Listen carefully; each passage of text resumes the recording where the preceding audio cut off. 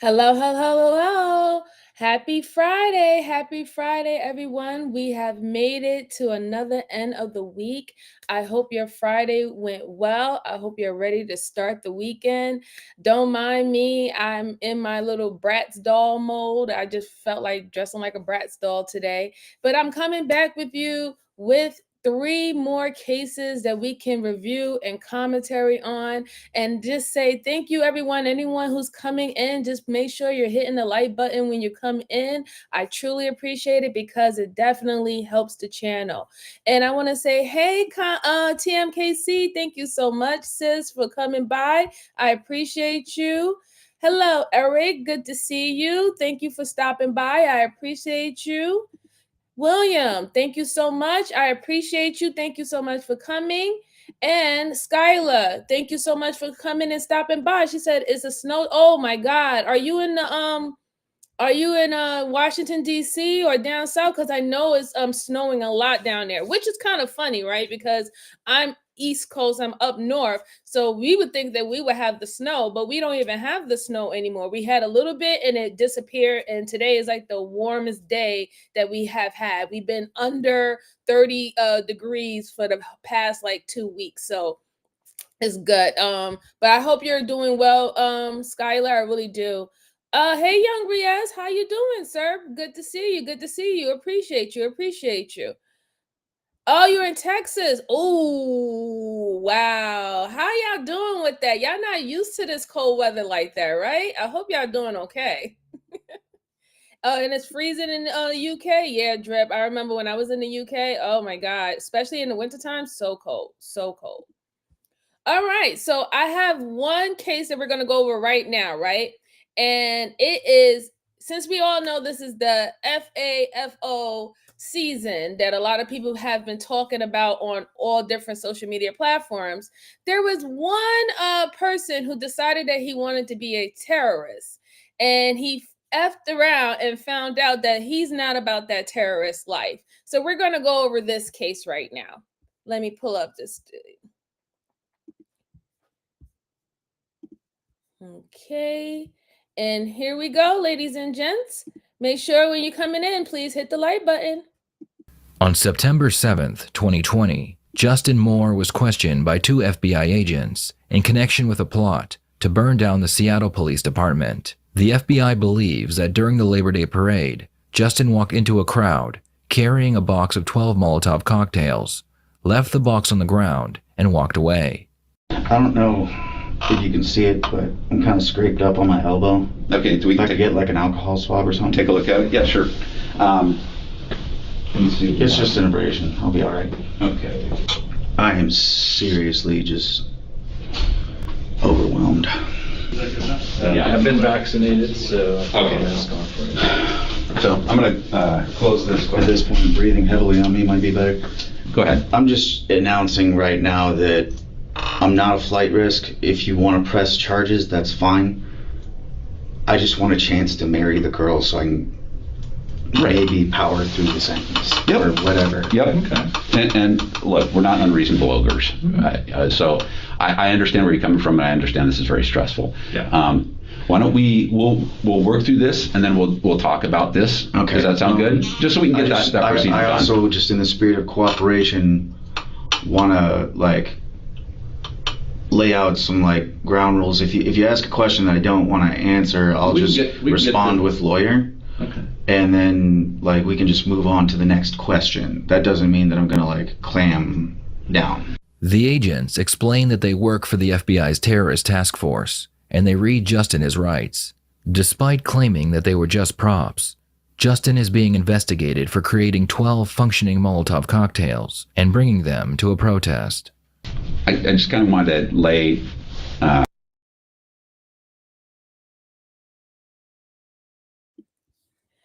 Bye. Nice. Thanks for coming by. So here's my thing, right? If you know that you have so much things going on for your life, right? Your job, your children, you want to get married, why take this route? Why do something that can get you in trouble? Why do something that can actually prevent you from marrying the woman that you love, taking care of the kids that you want to take care of, taking care of your family. And I know that, a lot of people who do terrorist acts think that they're being righteous. They think that they're being vigilantes and they're standing up for their beliefs and they're standing up for their family.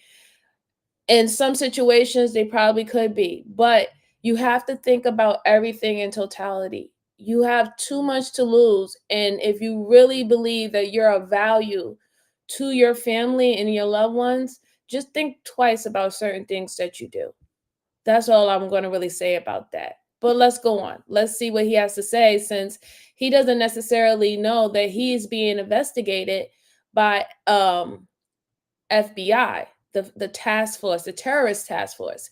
He thinks that these are regular police detectives, meaning that they probably have keeping tabs on him for a while.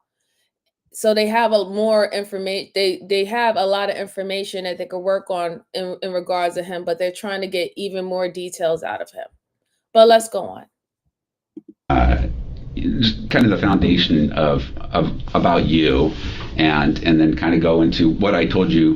Remember, I told you in the car what you were being arrested for was the investigation regarding the possession of the Molotov cocktails during the Labor Day March in September of 2020. I don't want to put up any resistances. I don't. You trying to analyze me as a person and possibly as a threat, and I want you to look as far in my brain as you can, realize that I'm fucking not. Mm-hmm. Okay. I love my country. I love people in general. I'm not violent. Yeah, and so I was trying to understand, kind of like, and that's why I was asking, what you did in the military and some of your job, trying to understand how we got to Justin Moore of Labor Day 2020. It seems like I was trying to understand the shift of where you were. That was more or less manipulation. Okay. The Molotovs, as you could see, were not functional. They didn't have a corking mechanism at all. Like, they were just there to look pretty, attract a smell, and get me a reputation so that people that were starting trouble, people that were throwing rocks, would come to me and I could more easily identify them. I never intended to make a functional weapon. Okay. How did you, I guess, kind of backing up, so I was under the impression that you were there in support of kind of like the anti-capitalist, social justice type direct action people. Okay. When I was in Army Basic in Fort Benning, something happened and I got assaulted, and it was kind of violent. It didn't really have a sexual feel to it. I was pagan at the time in spiritual belief structure, and some individuals didn't like that very much, and they decided to make the witch boy ride a broom. So that happened, and I reported it the next day, and they discharged me, and I felt robbed because I'm brave, I'm smart, I'm a good man. Oh my God. Now, if that really did happen to him, that's not funny at all, right? Being assaulted in that way. I hope, man, listen, I hope that that's not true. And then for him to say that when he reported it, they decided to discharge him. If that's the case, then things like that do lead people to do extreme things because they felt like it was unfair to them and they got the short end of the stick, or they followed all the rules, they did everything that society and everyone tells you that you have to do, and it still doesn't work out for you. I'm hoping that did not happen to him. But nonetheless, even when the chips don't fall in your favor, you have to be above the fray. Okay? You have to be above the fray. You cannot give in and turn into the people that you don't want, that you don't like, and that you really don't align with. You know? There's no excuse, but I hope that didn't happen to them. That just like shocked the living daylights out of me. Let's go on. And I wanted to help my country where it was hurting then, which was a pointless war. And then they discharged me from the Army, and I felt like I was robbed of a chance to like be honorable. Because of what happened to me in the Army, I started developing PTSD symptoms. And then that resulted in me ultimately becoming unreliable liability just because of inconsistent behavior, inconsistent sleep. My PTSD's made it very, very difficult to have relationships of any kind. I see. And friendships or romantic relationships or that kind of thing. Yeah. And it's even work environments, it's hard to hold a job because knowing what's socially okay and what's socially not. You know what I mean? But honestly, I've always wanted to help my country. I've never ever betrayed her, and I would never. Justin explains that all he's ever wanted was to help his fellow Americans, so he would join a variation of groups and participate in multiple protests. Eventually, Justin's stories bring him to the Labor Day parade. I never intended harm on anybody, not even the people that I had to physically engage. The Labor Day march, I'm not even sure when that was, but like I know what you're talking about. Yeah, it was the one to march that started in the International District. When you're saying they weren't even like real Molotov cocktails, I mean, I noticed you had the Corona box. That was interesting, full of Coronas.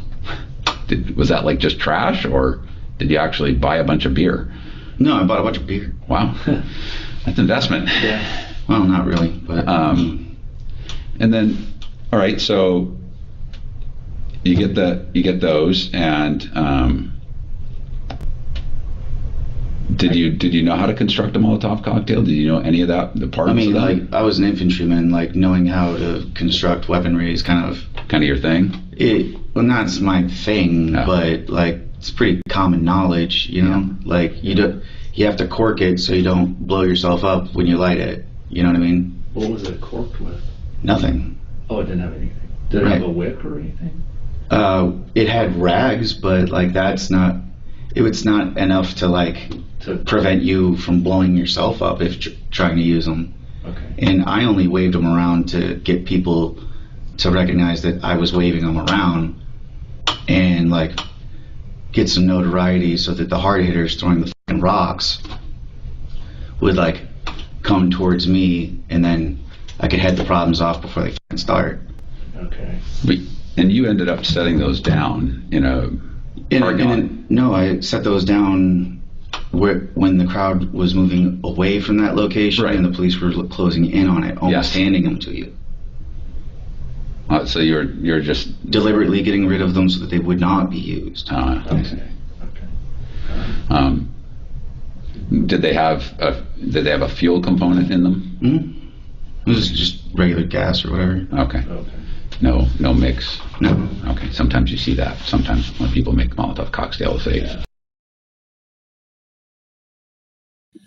Okay, so these FBI detectives don't necessarily believe him, right? And I'm going to tell you, I don't necessarily believe him either. I don't just think that you wanted to use it just to scare them, okay? I think that you made them functional enough that if you had to use them, you could use them. You didn't do it as a scare tactic. You could scare people in other different ways, not scaring someone that you're going to literally set them on fire, right? And you have the ability to throw it into a mob of people. That's not going to fly, right? And then on top of that, he told them that he bought these beer cans and he filled them up with gasoline. So if they were only supposed to be used as a scare tactic, why would you actually fill them up with gasoline? You might not had a wick, but you had rags in them, meaning that they could still be used to harm people if someone was to light it up. So, like, that's why I can't believe his story about it was just only like a scare tactic to allure the people who was being rowdy and disorderly, throwing rocks and stuff to lure them away. I can't necessarily believe that, because you would not use actual gasoline. You use actual gasoline because if you needed to, you were going to use them. So they were definitely more than just a scare tactic. Let's go on. I never bothered to Google. I never really bothered to Google it. I just knew how to make one that wasn't one. Okay. That way, if this ever happened, I could explain what the fuck I'm doing. Okay.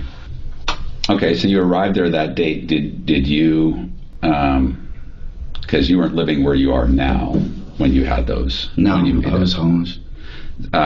Did you take them on a bus? Did you drive yourself down? Did you? No, I just took them from my tent.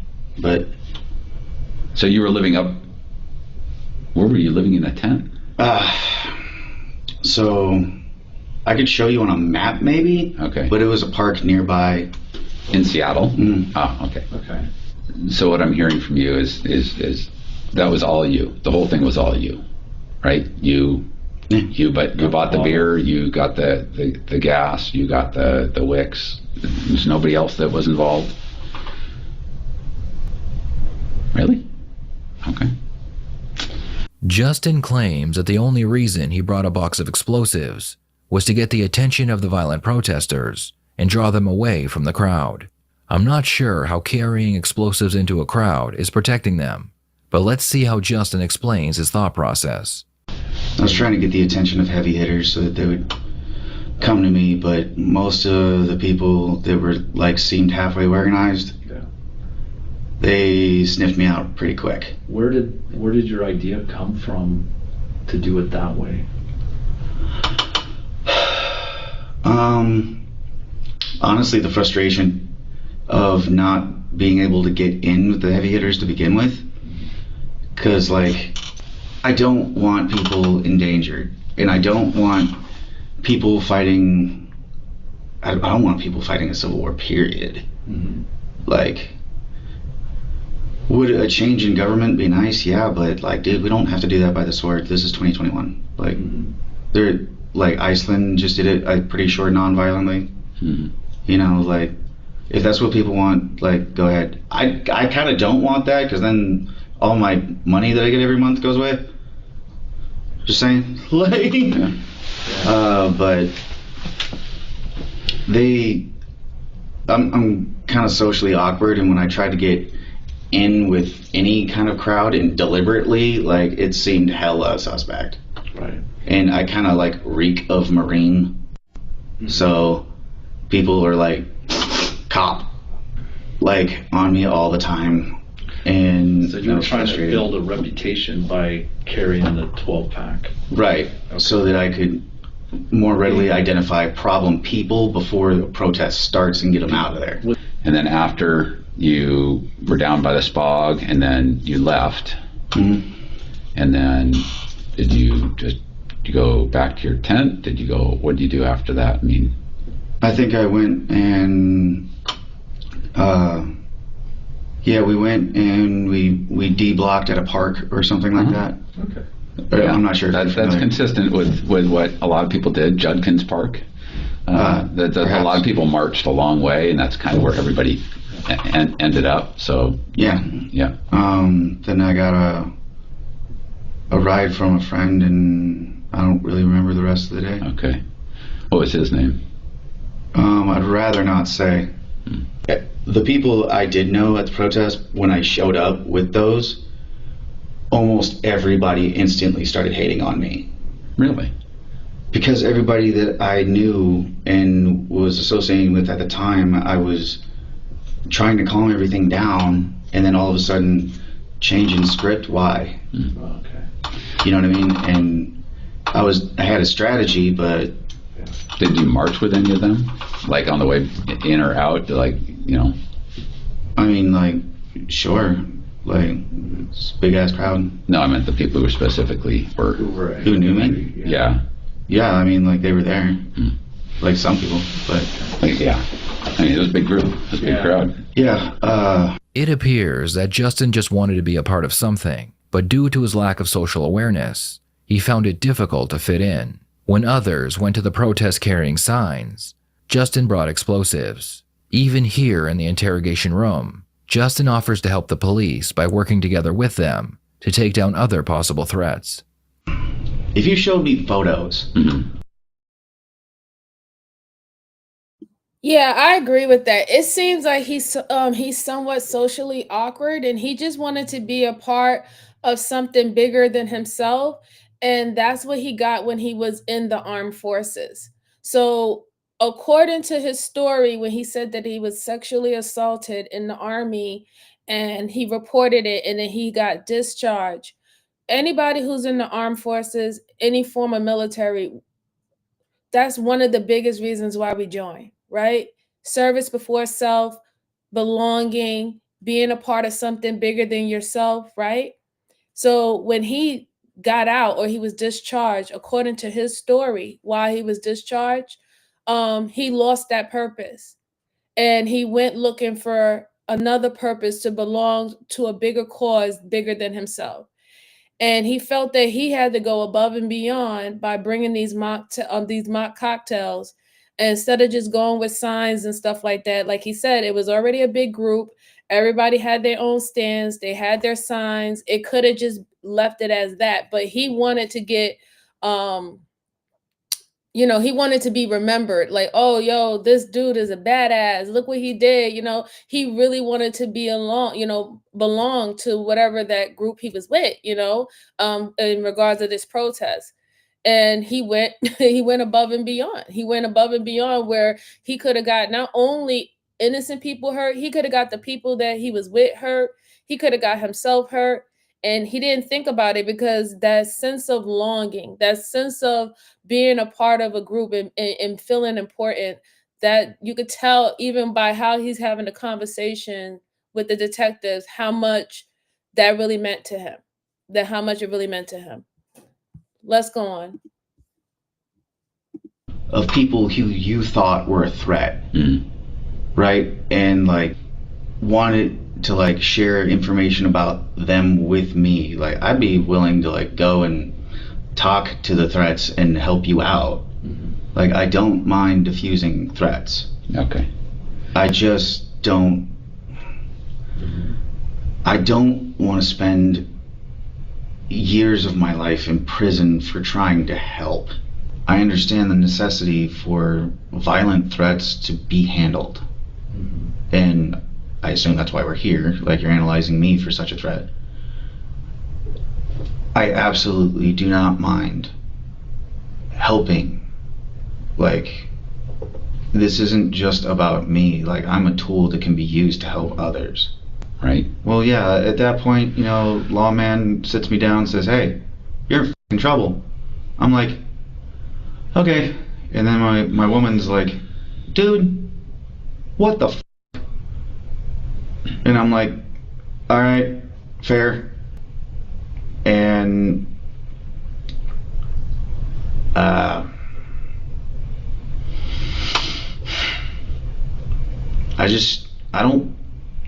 if I were to live my life the way I want to, farmhand, rest of my life, I just want to go home to my woman.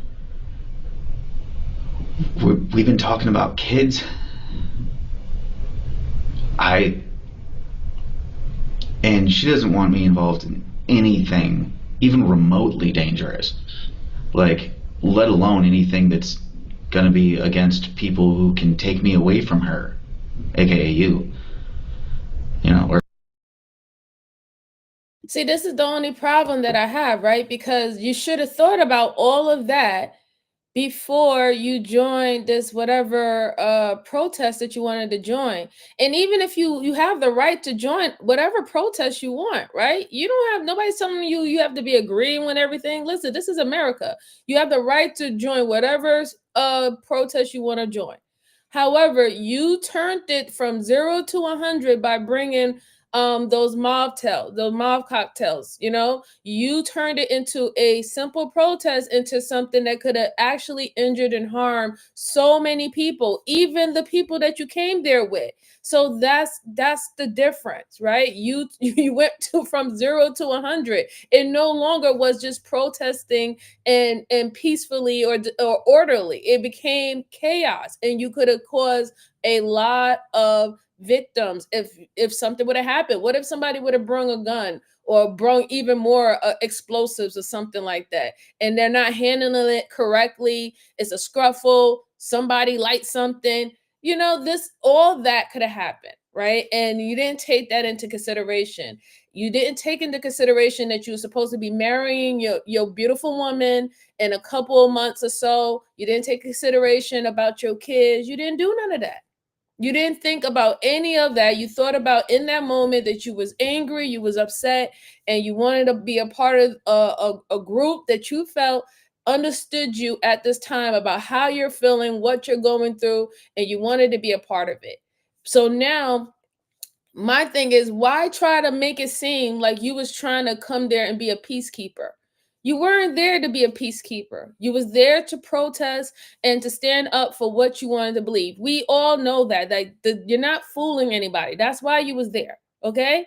And that is fine. That is fine. You stand up for whatever you want to stand up for. You took it to a whole different level, and this is why you're sitting in that room now. But now you want to tell these detectives that you was just trying to stop everyone. You was just trying to be a helper, and now you're willingly now willing to help them find the quote unquote real aggressors, because you wasn't the real aggressive, but you brung explosives. Let's go on.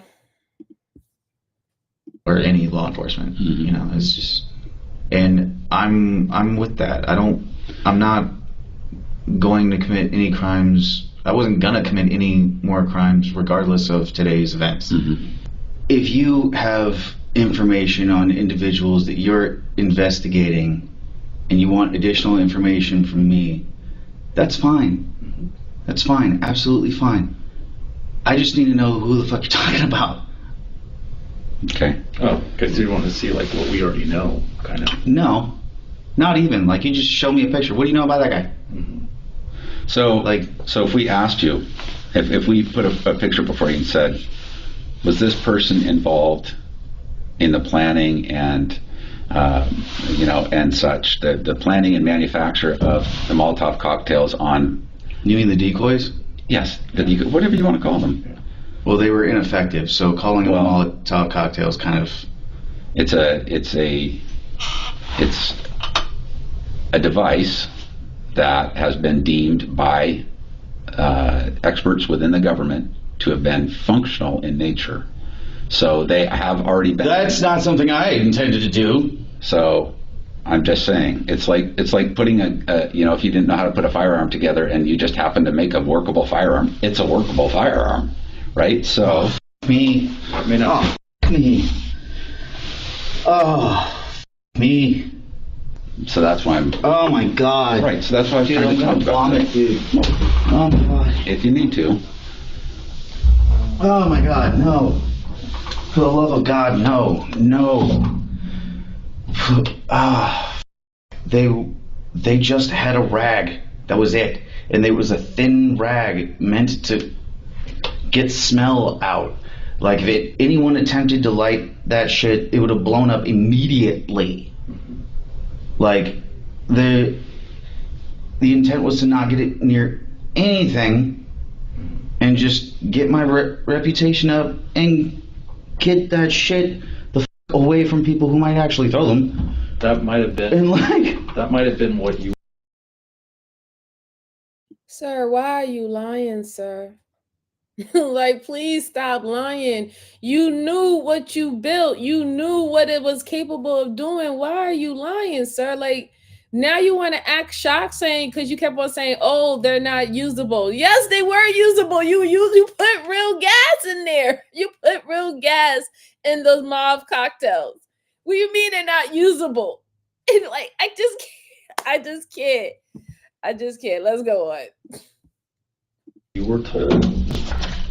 If I'm going to be used, like the people that I'm discussing need to not know I discussed them.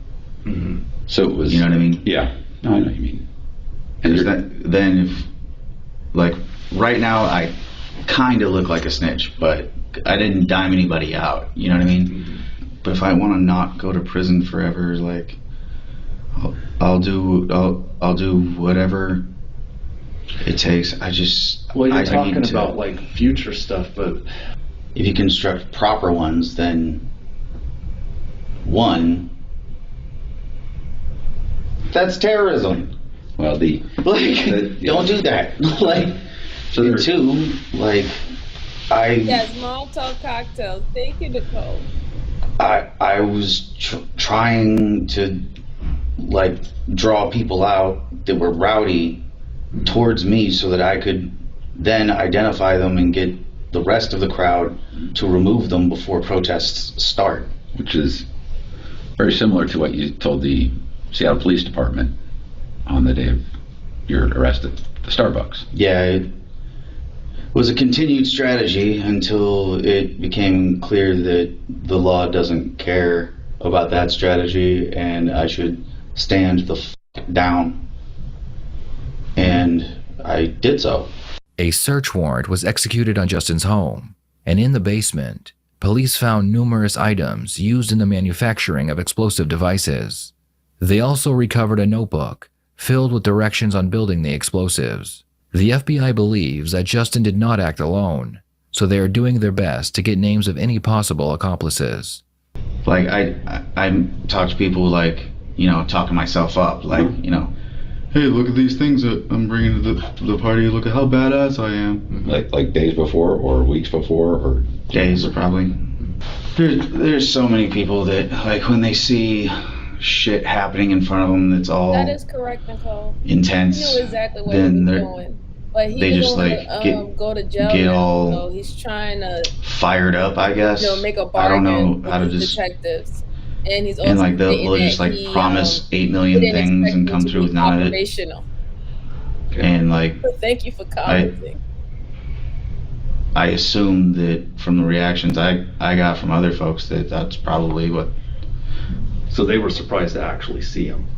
Oh, yeah, like a few people got hostile, Okay. like, immediately. And that's because they'd kind of been talking about it before. No, they just smelled it and they're like, what the Yeah. I never intended to make anything that was going to classify as a destructive device. I tried specifically to avoid that. Tried very specifically to avoid that. So that I wouldn't be here. You know, I don't want... Sir, you know what you was doing. Like, come on now. You meant to make something that can literally blow up and throw at someone. Or if you set it in a car or some type of box or something and you light something, it's going to explode. If you didn't mean for it to be a weapon, why fill it with gasoline? Why not fill it with water?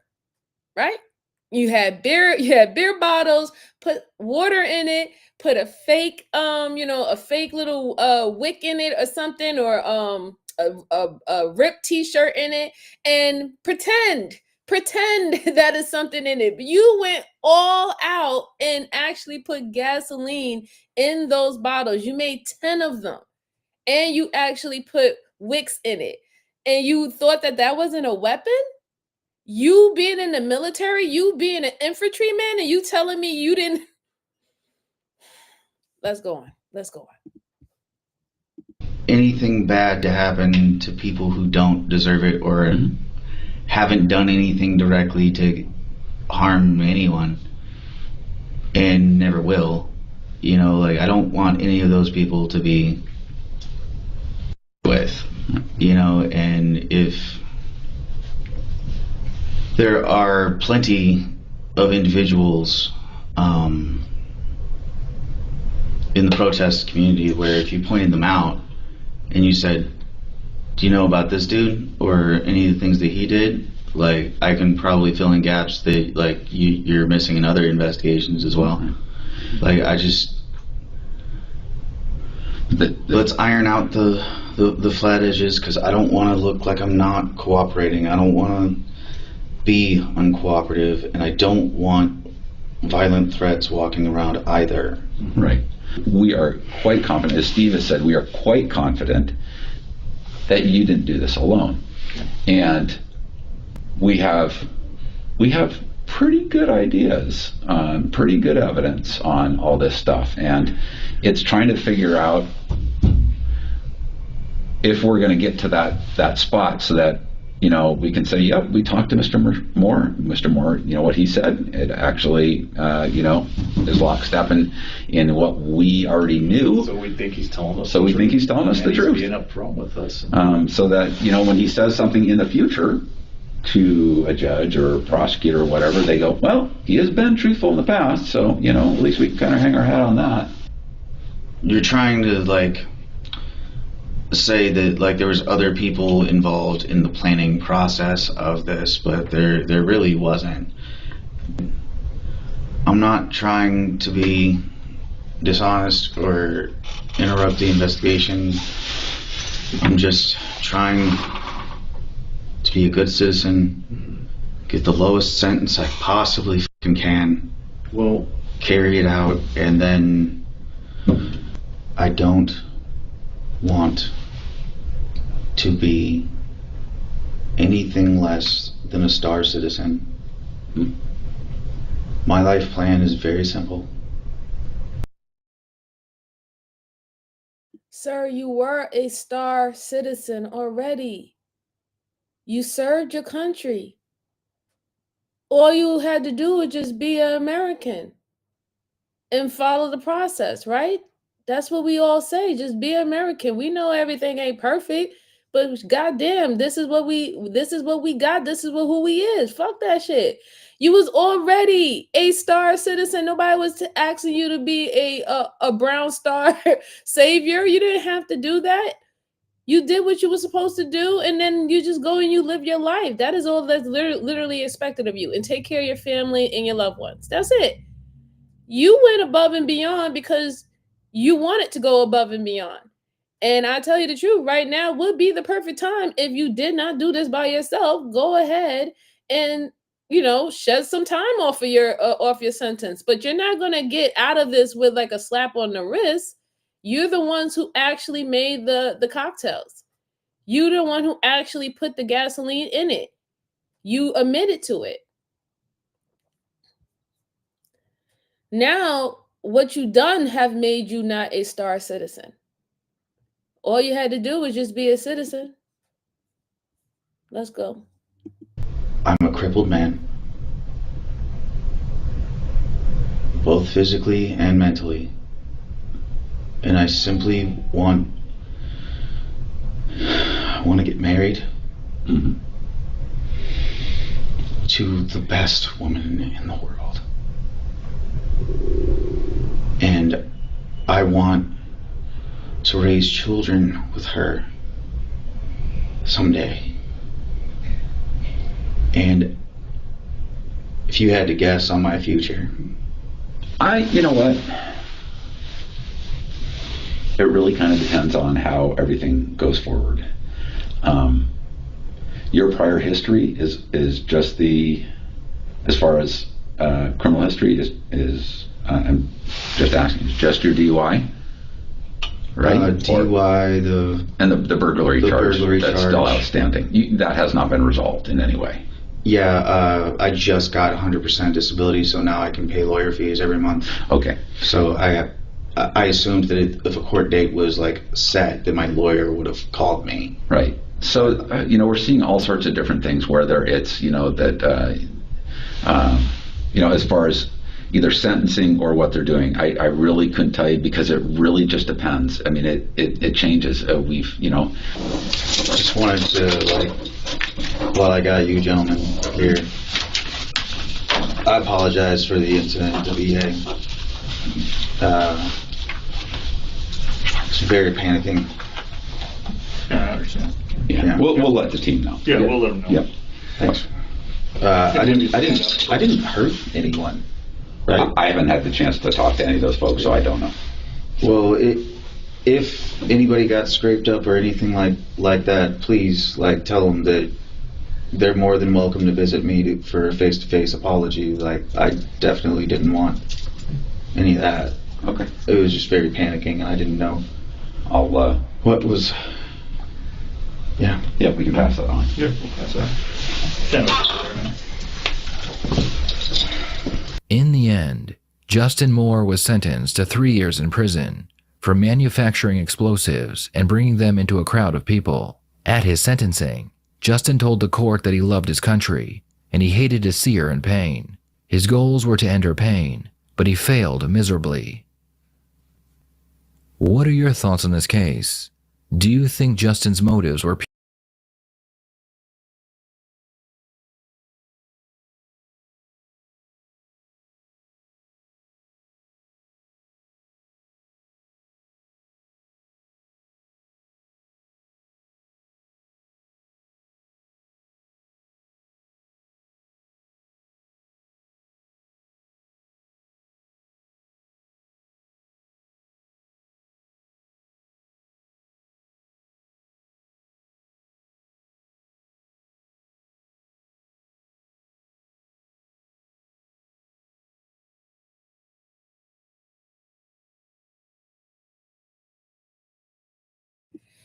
Y'all should have let me know I was muted.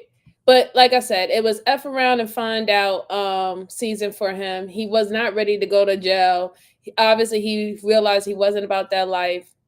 He knew he knew that he created weapons, but he acted like he didn't. There's no way that you was in infantry and did not know that those weapons are what you made. Those cocktails are operational. You can make those cocktails out of anything. You can make that out of alcohol, just pure alcohol. You literally went and got gasoline. All right. So the next one I have for you now is another interrogation process that happened with the police where they're going to get a confession. Like I said, there's steps to how they do these interrogations, whether you're speaking to investigators that are police, FBI investigators, or detectives, right? And they're always going to start off to try to make the person that they're questioning feel comfortable and open up. And then eventually they're going to lead into hard questions that is going to see whether if you're going to, start to get offensive, defensive about it, feel a kind of way about it, start to get triggered. And then they'll lead in with the next ego filling. It's called ego filling process. That's a tactic that the detectives use. And that is when they say, hey, you're not a bad person. You just made a mistake. Everybody makes mistakes. They start to make you feel like, wait a minute, I'm not that guilty. Many people make mistakes. And that will also lead to someone who could be a suspect to open up. So let's see the process in this one. And while you're here, please hit the like button. It helps the channel. I truly do appreciate it. All right, and let's go. So your punishment should be what? Death penalty. Friends, this is the police interview of Veronica Youngblood. For context, in August of 2018, Sharon, who was one of the victims, the daughter of Veronica, called 911, telling the operator that her mother had just shot her. Sharon and her sister Brooklyn, who was also shot, were then taken to the hospital. Police bring in Veronica for questioning. Now on my other channel, last year, I actually made a true crime video covering the full details with all the case files from the courthouse, so go check that out. Lastly, I just want to say the audio of the police is great, but the whole time Veronica is literally whispering because she's in a state of shock, I tried my best trying to understand her, so I put the subtitles in. Hopefully, they help you understand what she's trying to say. Buy a gun and kill my dad is me. So to buy a gun and kill your daughters and yourself. Yes. Okay, and you've been planning this for months. Yes. And you say because you have no purpose. Yeah, because I don't want to. That's it. Okay. Well, why don't we back up and talk about specifically tonight? I know you say that this has been your plan. You've planned this for months. And tonight, if we could say time-wise, what did you exactly do? I just give some bill to my dad to go sleep early. And Okay. then make a plan how to work. So you said you gave some pills to your daughter to make her go to sleep easily. Yes. And then you made a plan on how to what? To kill. How to kill them. So what did you do? After you gave the pills, did you give the pills to both? Yes. What's your children's name? Brooklyn. What's that? Brooklyn. Brooklyn. And which one's Brooklyn? Is that the 5-year-old or 15-year-old? 5-year-old's name is Brooklyn. And how about the 15-year-old? Sharon. Cheryl? Sharon. Cheryl? With a D? SHASHARON.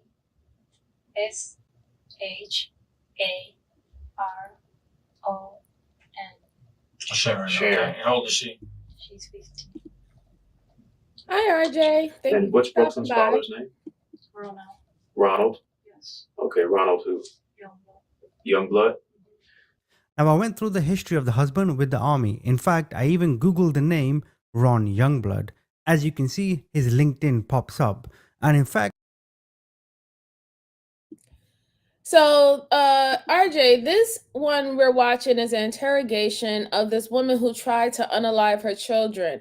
And he's going over the fact that I guess the father of the children is in the armed forces. I'm trying to figure out why she wanted to unalive her children. And if it's that bad, why not give your children to family members? Or if you can't give it to a family member, give it to give them to the I don't know, child services. Trying to unalive them should be not even a option, period. Because if that was the case, then you shouldn't have had kids anyway. Yeah, let's go on. Yeah, it is. Yeah.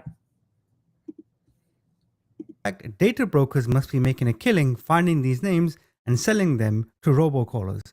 Now, as you can imagine, Ron and Veronica's relationship would have been quite tumultuous. Imagine they're arguing, right? You don't do this, you don't do that, I hate you. And then Ron gets a call from robocallers and spammers who want to know more about you and where you live. But with Aura, you will be protected from online threats. If Ron and yourself used Aura, then the data brokers who expose your info can be found and an opt-out request can They For sleep. for sleep pills? Yeah. And you said you got them from CVS? Yes. So they're just over-the-counter sleep Yeah. aids? Yes. Okay. And how many pills did you give Brooklyn? Only one gun. One gum? Actually, that was gun. Hi, Okay, so that Tina. was Thank like you a for stopping chewy? by. A chewy? So you gave her one chewable? Thank That you. was I at 7. appreciate it, RJ. Truly appreciate it. I don't know the hours. At somewhere around that time? Yeah, I don't know. Okay. And then Sharon, what did you give her? Two of this. Did you chewables as well? Yes. And you gave her 2? No, two as well. Brooklyn only one. Sharon two. Sarah had 2? Yes. Okay. But they're still chews. Yes. Okay. And then at what? So after you gave them the chewables, did they go to sleep? Yes. No, not right away. They go around the house, and then they go to sleep.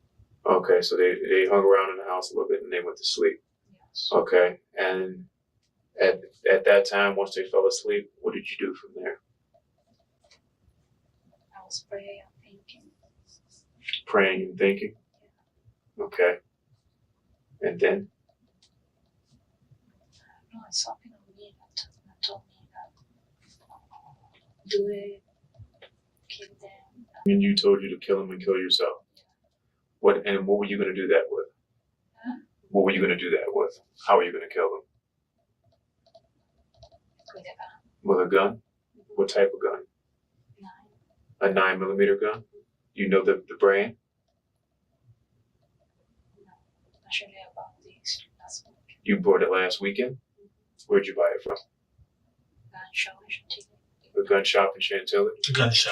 Gun show. Ah, okay. Anyways, you said show, didn't you?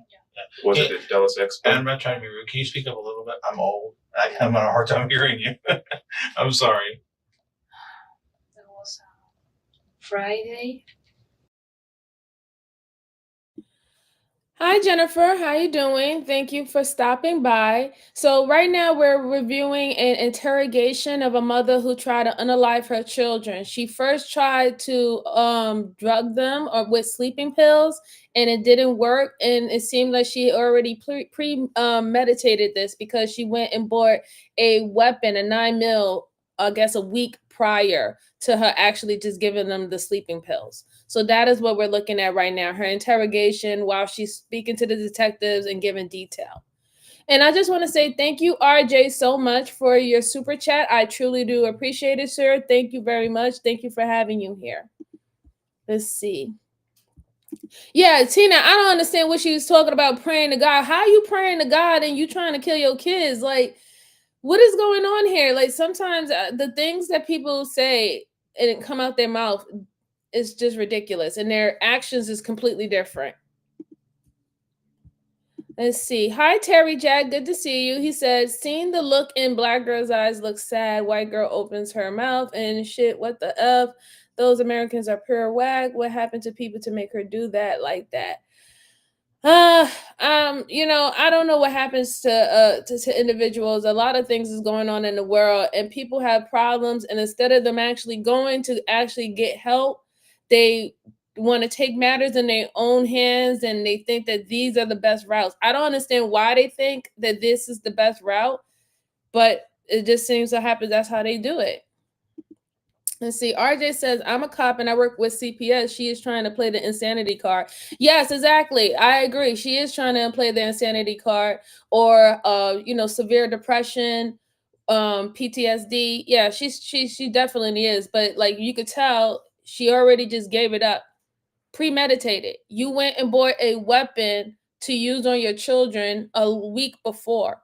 And then instead of using the weapon, you was like, oh, let me just give them sleeping pills and see if that works. But the whole purpose was she was supposed to take her life as well as take her kids. She looks fine to me. She didn't look like she didn't take no sleeping pills, and she definitely didn't use that weapon. Definitely didn't use that weapon. Hey, Curtis Flory, good to see you, sir. Thank you for coming back. I appreciate you. All right, let's go on.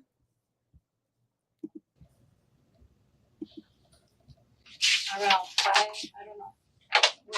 She went to the gun show last weekend, the one out here at the Expo Center? Yes. Okay. So you got that gun on Friday at the gun expo. Yes. Did you buy ammo with it too? Yes. Okay. About 2 boxes. 2 boxes.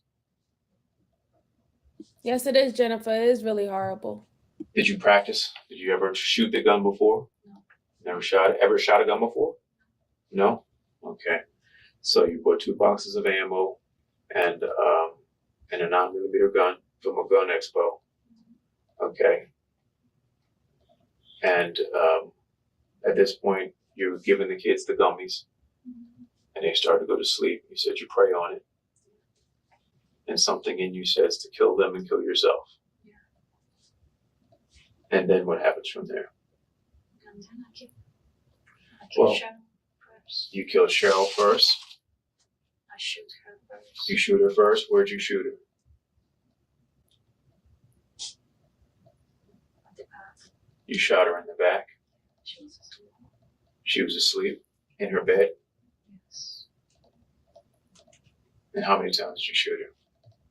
I think twice. You think twice? I shot Oh. first, and then she woke up, cried, and she told me. Oh, you coward. You're a coward. You literally shot your daughter in the bed when she was sleeping, and she woke up crying saying, why you... My whole point is like, if you said that this was supposed to be a take out my kids suicide situation, why are you still alive? Why are you still alive, ma'am? Oh, you chicken out by the time it was your turn? Freaking demon. Let's go on. I'm getting pissed off right now. Why? And I say, because I love you and I will do the same. Me too. Me together. So, and just like Detective Needle said, I'm sorry, but like that, it's tough to hear. You said you shot her in the back the first time and she woke up. She woke up. Okay. Why? And she told me why. Because she saw the gun in my hand. Okay. And I say, I'm my daughter, because I love you, I will do the same for me. Okay. Let's do, because this is not a life for us right now. I should have. And then she said me, no, I don't want to die. Okay. And I said, we are going to die now. Okay. And she started crying, she started screaming. And I went to my another room where Brooklyn is sleeping. Mm-hmm. And shoot her in the head. You shot Brooklyn in the head? Yes. I don't right now, but I'll definitely find it out. You said you shot Sharon in the back and she woke up. And you guys talked. Did you shoot her again? When I got to her room, I shoot her. I think I shoot her again. I don't know. I think so. I think shoot her again. And I said, sorry. I don't know. Say you can call 911. I will shoot myself. Okay, and you told Sharon she can call 911. You'll shoot yourself? Yes. Okay. And she called. I heard her. She called 911. You heard her call 911? What did she? Because she locked the door and I was outside her door. Those are wise words. Okay, so she locked the door and locked shit out. Words to your daughter. She was talking to 911 and saying she want to die. She don't want to die. Okay. I drove to Manuel house. You're absolutely right, Tina. And I want You're to absolutely talk right. before I shoot myself. Okay, and who's Manuel to you? It's something that we were friends. Friends? Just like buddy friends or lover friends? Love friends. Love friends? Now, Manuel is not Sharon and Brooklyn's father. No. Do Sharon and Brooklyn have the same father? No. They have separate fathers? Yes. Okay. And so... You said they have separate fathers? Okay, so now the truth is really coming out. This was, and I hate to say this because I'm a single mother myself, but this is a case of a bitter single mother. She had children with two men, and she didn't have children because she wanted to have a child. She had children thinking that it was going to keep the relationship.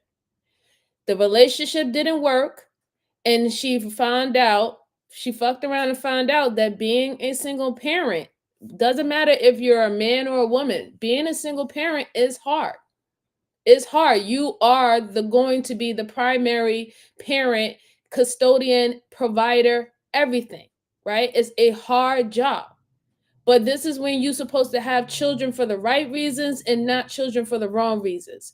Have a child because you want to have a child. And if you don't want to have a child, take all the precautions to not have a child. But you don't have a child to try to save a relationship or keep a relationship. That is foolish, that is immature, and that is naive. It does not work. So it seems that she got into another lover relationship with another man, and she wanted to get rid of her children from previous relationships. That's why she did what she did. Hence why she didn't used to notice that she's not laying with a bullet hole in her head or bullets in her back. You're selfish. You're a selfish, disgusting individual. You should be ashamed of yourself. Have children. If you don't want your kids and you had your kids for the wrong decision, give those kids to their other parent. Give them to the other family members. Do the right thing. Don't be selfish and try to take their life, and you think you're going to walk off in the goddamn sunset with some other raggedy dude. Ladies like this get on my nerves, and they really do make single mothers look like they're all like that. No, there's nothing I wouldn't do for my son. I wanted my son. I planned my son. I had my son in my late 20s, about to hit 30. I wanted him. And that's why he gets the world today. I can't stand women like this. I really can't. Like, this is ridiculous. Let's go on. Yes. Okay.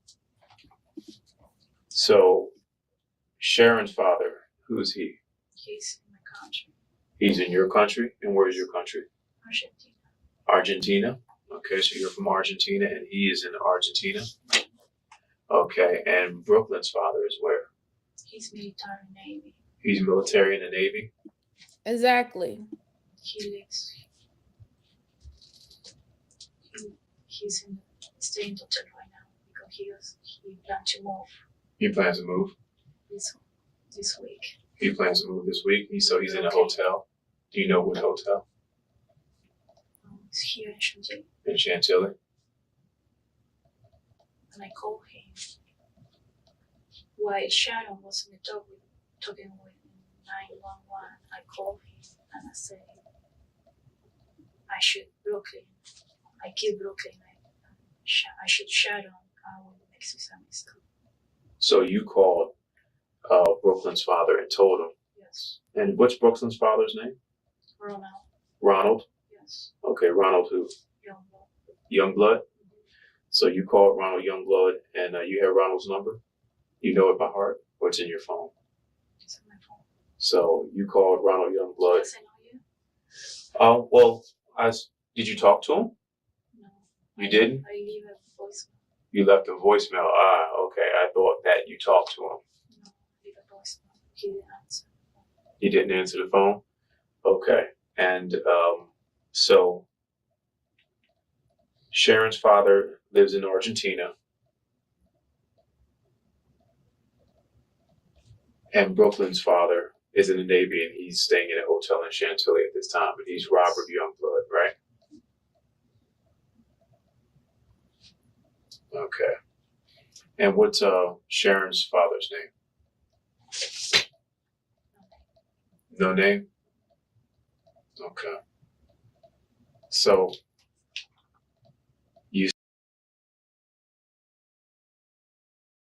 Girl, you don't even know one of your kids' father's names? Or are you lying?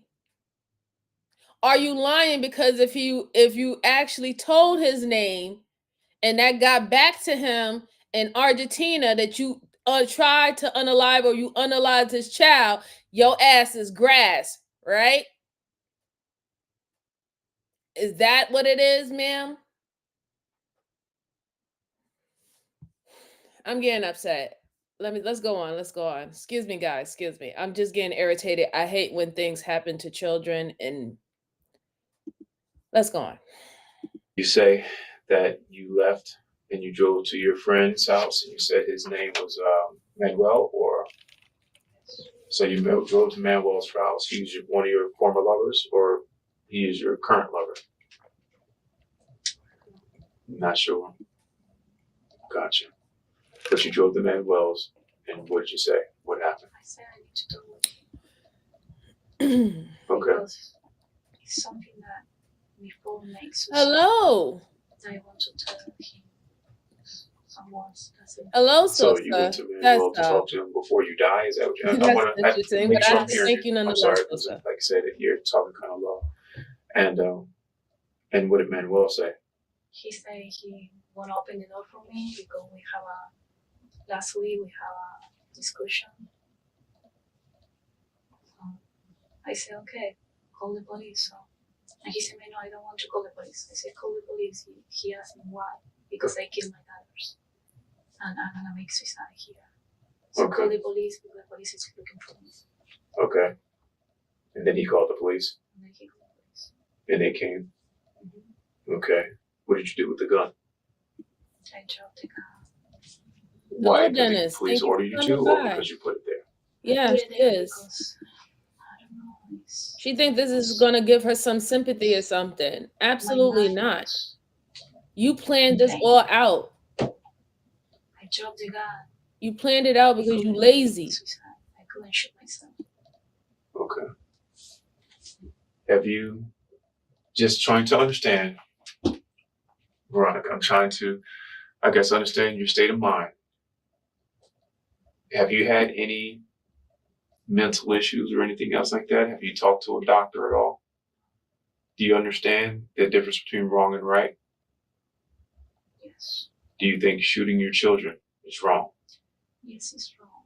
But it's the best for my family. So you said it's wrong, but it's the best for your family. Why do you think that? I am a Catholic person, and I think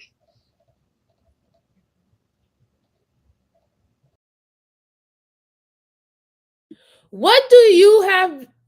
What does you being Catholic has anything to do with this? How dare her even say that she's Catholic? Like, what do you think you being Catholic has anything to do with, oh, I think this is better? What?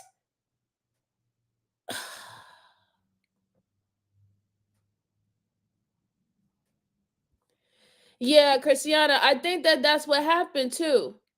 I think like I said, the new guy that she got with didn't wanted her without the kids.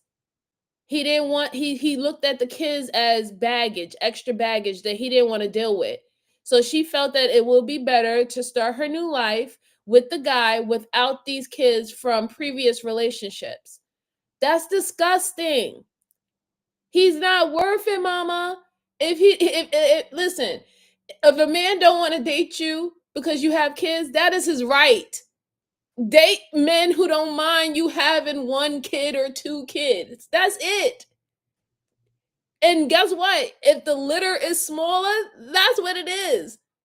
But don't be doing stuff like this. You gonna take your kids' lives just to ride into the sunset with another dude who apparently probably might make you another baby mama too? Like, the risk that you're taking, there's nothing in this world guaranteed. You really think that whatever you getting with that guy is going to be guaranteed? You couldn't even get a guarantee with the Navy guy. You couldn't even get a guarantee with the Argentina guy. So how was that even solving anything? How was that? If it's concrete, if I get rid of these kids, everything's going to be great. That's foolish. You're just selfish. You're selfish. And I'm not trying to say that she might not have been struggling. You were struggling, but like I said, being a parent, your kids come first. If you only wanted to be about yourself, don't have kids. Don't have kids. No situation is going to be perfect. You could plan for everything to go exactly the way you want it to go, and it can still mess up. That is about being mature and still having to do what you need to do regardless when things don't go your way. That is being a mature adult. This is not it. I have no sympathy for you. None whatsoever. And you're right, Tina. She's talking all low and trying to act all like, like soft spoken and stuff like that. How you want to try to act like you some soft spoken person and you shot your own daughters in the head and in the back while they sleeping?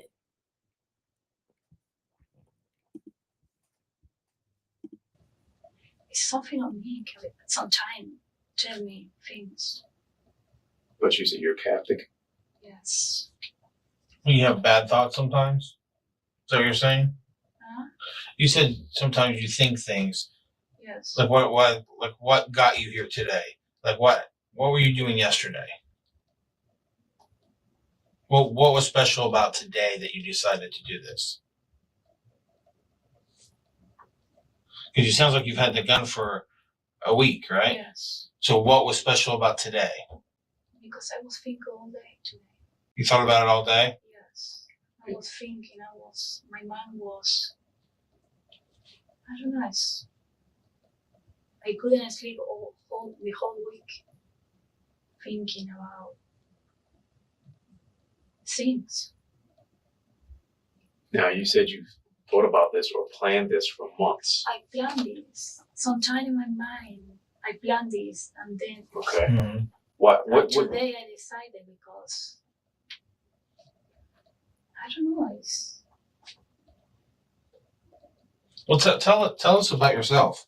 Like, tell us what's so bad about your life that led you down this road.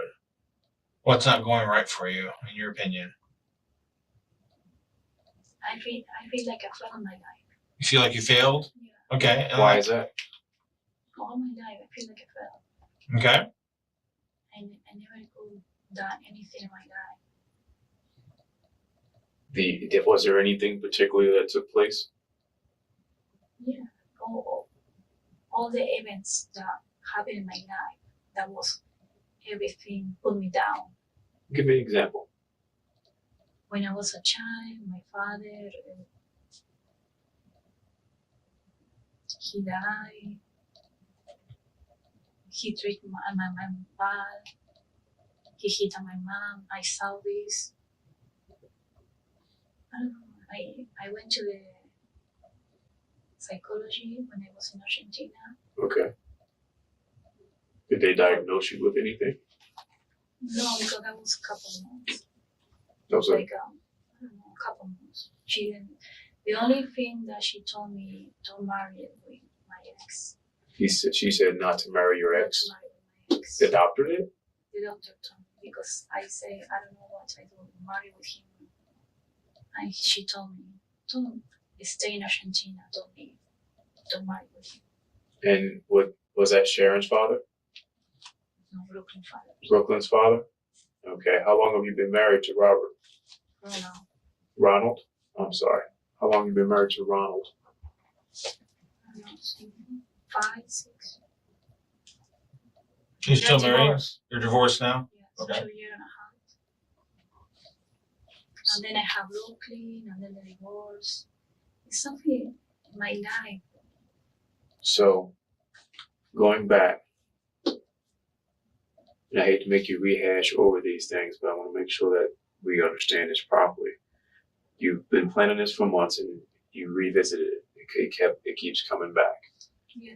And so, My head is like a planning, and then I put it away. I do other things.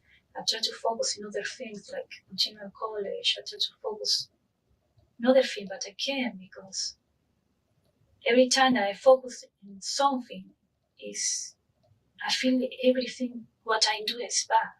What I'm doing is wrong. So she's literally like I said, she's literally trying to take the sanity plea. She's gonna try to take the sanity plea, because that's why she stated that when she was in Argentina, she's seen a psychologist for only a couple months. And while she was there, they told her not to marry her ex-husband, right? My thing is, if you was having mental health problems, once you got into the States, you should have continued to work on your mental health problems. Why did you think that you think that marrying that man, all your health problems and mental health problems was going to go away? They weren't, right? And obviously there was something behind why they told you not to marry that guy. Maybe because you're not ready. You weren't ready to be in a marriage. You were not ready to be a mom, or there's certain things you have to take care of. There was a reason behind that, right? But you didn't do your due diligence for yourself so you can help yourself. No, it's not saying that we don't know when the bottom of the pot is going to fall out. It can happen to any of us. But the simple fact is that if you already went to the psychologist, that means that you already knew that there's something wrong. You are supposed to continue on with your treatments.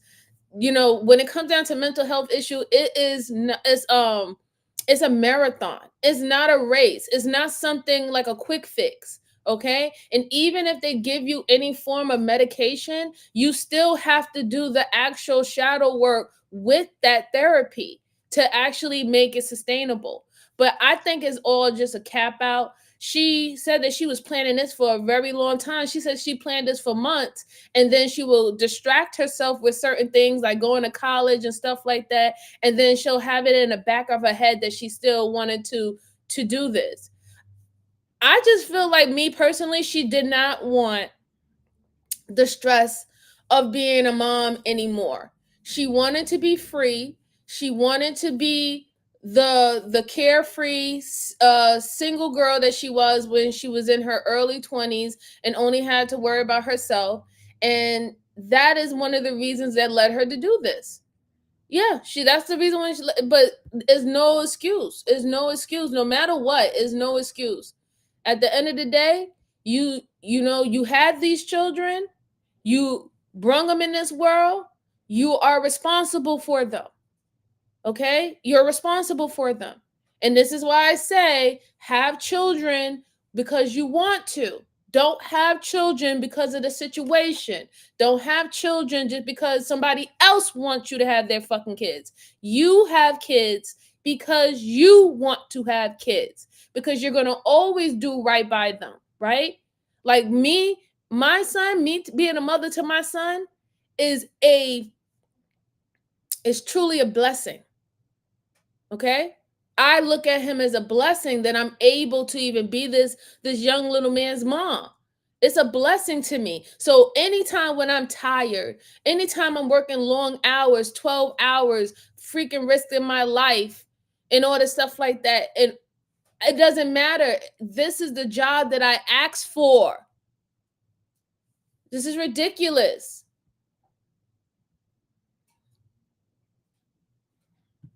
Hey Freezy, how you doing, bro? Thank you for stopping by. I appreciate you. And thank you so much for sharing the stream too. I appreciate you. I appreciate you. Hi, Amy. She said, I have multiple mental health issues and I would never harm anyone no matter how bad it gets. And I understand that, Amy.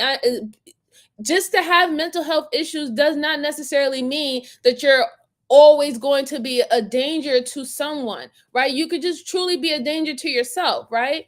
But the actions that she did is like she just wanted to get out of a life that she decided she chose it. And then now when she's in it, she don't want to be in it anymore. And instead of, I don't know, taking the right, the right options, the better options is, give your kids to child services, give your kids to loving family members, give your kids to the other parent. There's like 3-4 different options you could have done. No, you decided, no, I just want to go ahead and get rid of them and go ahead and live my best life and walk into the sunset with some random dude. Like, ridiculous. Ridiculous. Let's go on. Okay. I don't feel my life is feeling what I am doing for keep away what I'm thinking about, get a suicide. You know what I mean? Does that make sense? Somewhat. So the sole purpose of you buying that gun was for what? For my suicide myself and my They are RJ, because they have their own emotions behind this. You don't even know if they're parents. They could be fathers. They're like, wait a minute, why you couldn't give it to the fathers? And on this day, purposely gave them to choose to let them sleep. Yes. And you're still unsure of how many times you shot Sharon. Yes. But were they both in the back, or was it Yes. once in the back and then she stood up? You guys talked and you shot her again. It's like something blocked me. I don't remember. Something blocked me right now. I don't remember. I don't know. Okay. But then after I know talking that, young to Sharon, Riaz. you went into Brooklyn's room and shot her in the head. Yes. Okay. Craig and I have been talking to individuals like yourself who make these kind of decisions for a long time. And everybody has their own reasons. So there's not a right or wrong answer to the question I'm going to ask you. But if everything's so terrible, why not just kill yourself and not your kids? Because they're part of me. Uh-huh. If I know I will kill myself, I know they're gonna have problems in the future. I know they're gonna be alone. Right. And Sharon, right now, she would be alone here in the United States. Right. Because when I get divorced, my ex-husband told me she's not her daughter. So he doesn't want to deal with her. yeah. Okay. So is that what the real issue is? That you feel like if you kill yourself, your ex-husband's not going to take her because he's not the father? Not only that, it's a lot of issues. It's not only that, it's they are my daughter. I want them to come with me. Right. I think I was thinking they are my daughter. Right. And I was thinking they cannot do the thing without me. Okay. In life. So what happened to the plan? You're still here. Yes. Right. Because so what of happened? Something. I went to a drug to another house. And see, that's why, like I said, they're not buying it. They're not buying it with her because why are you still here? Why are you still here? Why you don't have bullet holes in your head? Why you don't have a bullet hole to your temple? You said that this was a whole me taking out the kids and also taking out myself, but the kids are gone and you're still here. And then you want to say, oh, the reason why I took them out is because they can't live in this world without me. But you can live in this world without them, right? You can live in this world without them, right? Because you're going to take your little fast ass and go be with another dude and act like you ain't never had kids anymore. Like, stop the cap, lady. You got rid of those kids because you wanted to join into a new relationship with the dude and he didn't want no quote unquote baggage. That's the reason why you got rid of those kids. And because the simple fact that their fathers don't want to have nothing to do with you and you want to have to literally roll up your sleeves and get to work, go to work, you didn't want to do it anymore. That's the reason why. It's something on me. I don't know. I was blocked. I chose the gun. I walked down the stairs. Right. And I guess it leaves us slightly confused because you said you're Catholic, and we all understand the rules. Oh, it's suicide or anything like that with the Catholic religion. That's not the way to go. I don't know. Sometimes my mind is blocking, and sometimes it's coming back. That's exactly why I said, like, how dare you bring up you being Catholic, but you was about to commit suicide and the way what you did to with your kids. How you going to bring up being Catholic? That is completely against what they say, what they state in their religion. So you full of crap. You're full of crap, lady. Like, oh my goodness. It's just sad. Let's see. Hi, Kim. She said, who is the mom? I don't know. Like this, that's not a mom. That's not a mom right there. That is just a woman who was able to produce babies. There's a difference between a mother and a woman who's able to produce children. And we're going to have to start calling those type of women just that. I don't know what to say. I don't know what to say. What I told you right now is what will happen. What I remember. How many rounds did you put in bullets? I agree, Justine, but that's not what she did. She was went it fully out loaded or to just get a gun purposely to was full? unalive How many herself did it and her hold? children, but ended up unaliving them and not herself, though. Did you load it today or last week, or when did you load the gun? When I bought it last week. You bought it last week, okay. So you loaded it when you got home from the show? Yeah. Okay. So you bought the gun on Friday? Okay. So what made you not kill your kids on Friday? Because I want to give you the week to spend time with them. You want to spend some more time with them? Yes. before you decided to do it. Yes. Okay. So then a week would have been Friday. So Saturday, what did you do on Saturday? Saturday. This, like 2 days, yesterday. What did you do on Saturday?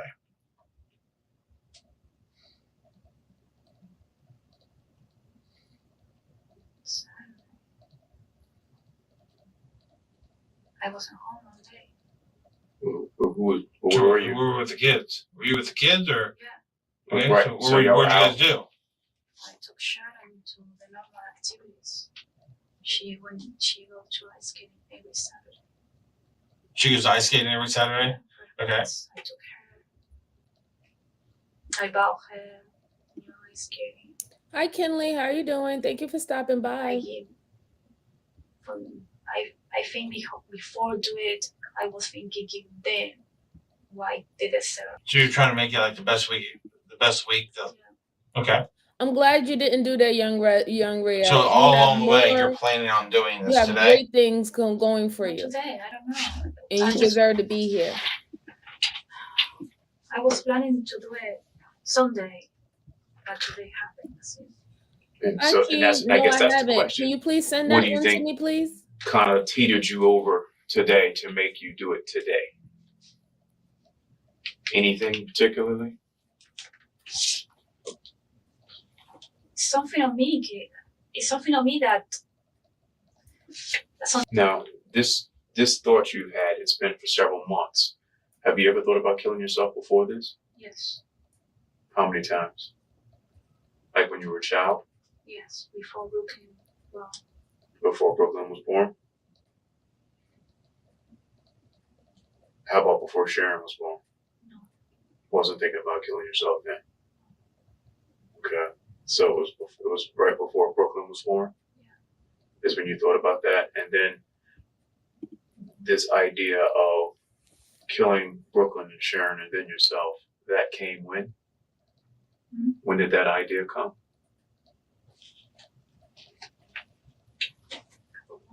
Couple months. And so today, you give them the sleeping pills with the intention of them sleeping when all this took place. Mm-hmm. And then you just leave, knowing that Sharon was on the phone. She stopped talking on the phone.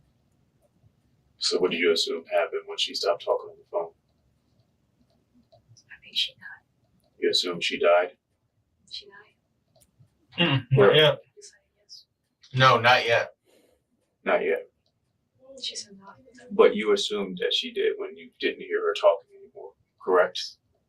Because you didn't call the police. No. You didn't go for help to have someone come and help them. No, because that wasn't my plan. My plan was suicide. No was ask for help. I understand that you keep saying that, but I don't understand why you left the house. Like, why not just kill yourself in the house?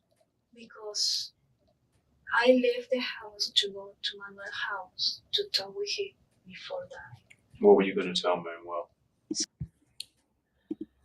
They're really good at exactly what they're doing, right? Because they're making sure that she does not have any excuse to use I was going through a mental issue at this point. She tried to allude to them that she had mental issues back in Argentina. Then she had mental issues where she wanted to kill herself after having her first child, and then a couple months later, after her being divorced from her husband, that's when she decided to think about and plan to kill her and her children.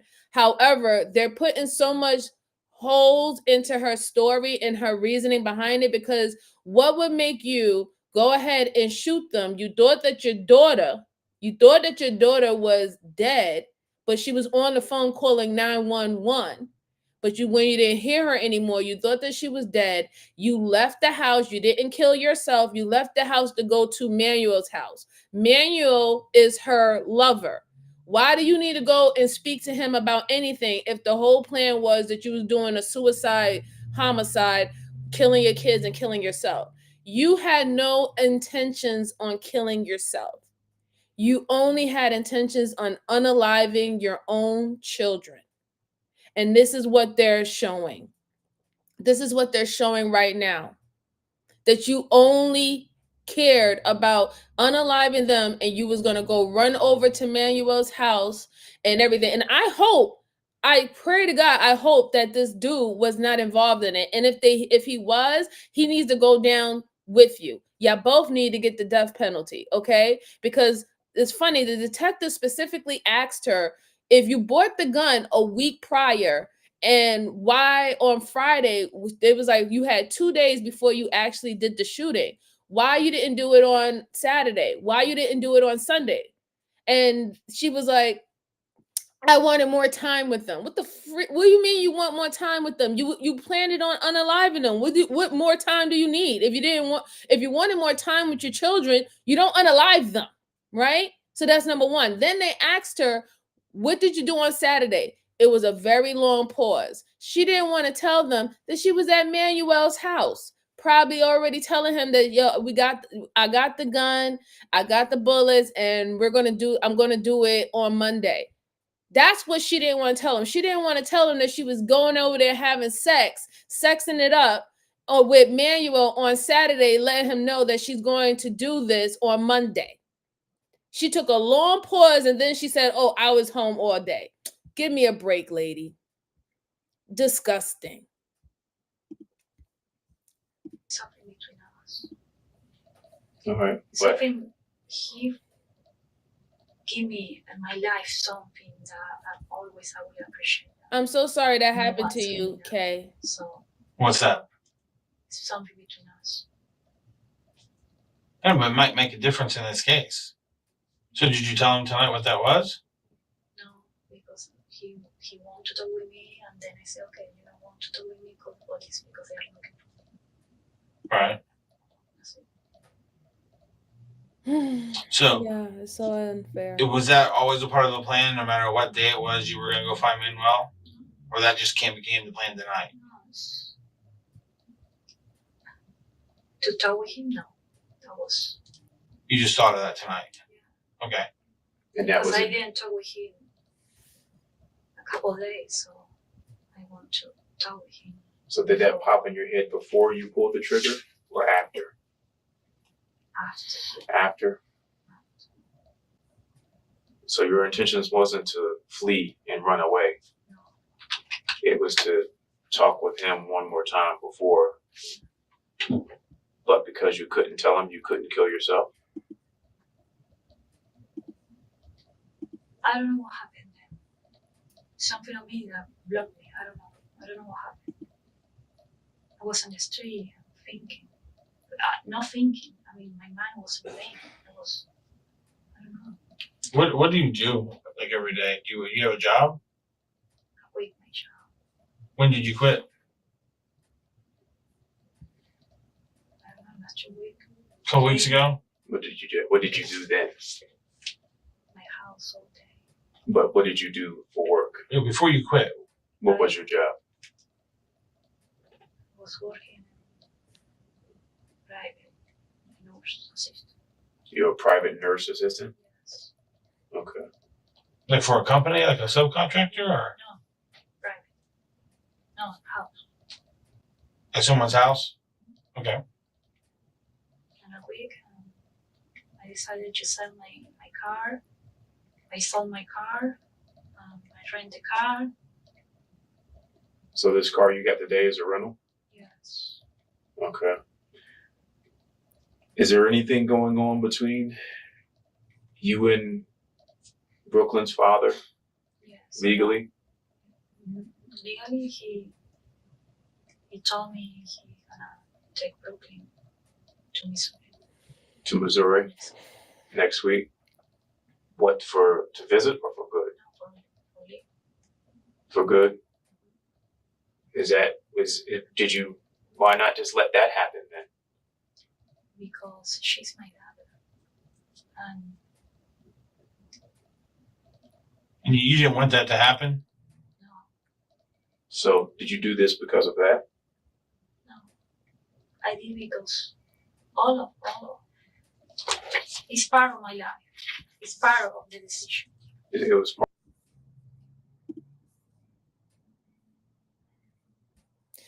Again, see, like I said, Brooklyn's father, the Navy guy, he wanted her. He wanted her.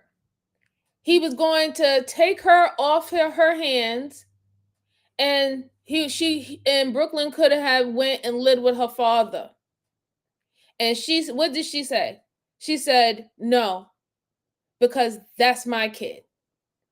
So you think that you have the right to take your kid's life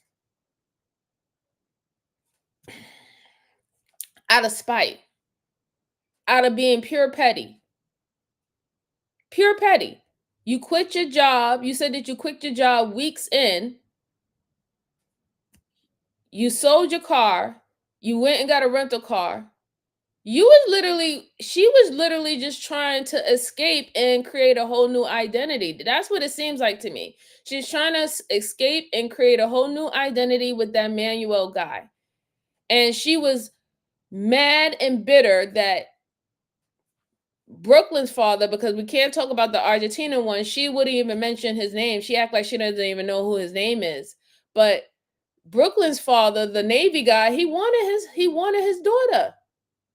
He wanted his daughter. And you didn't want to give it to him because you was upset that he was no longer your husband. He was your ex-husband, and he was no longer taking care of you. And out of spite, you took his daughter away from him.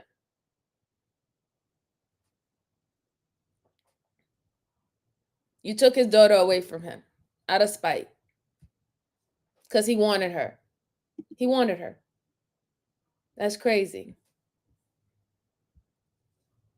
Part of the decision. So it was one of the factors that led you to do this. Well, being that you shot Brooklyn in the head, why not shoot Sharon in the head?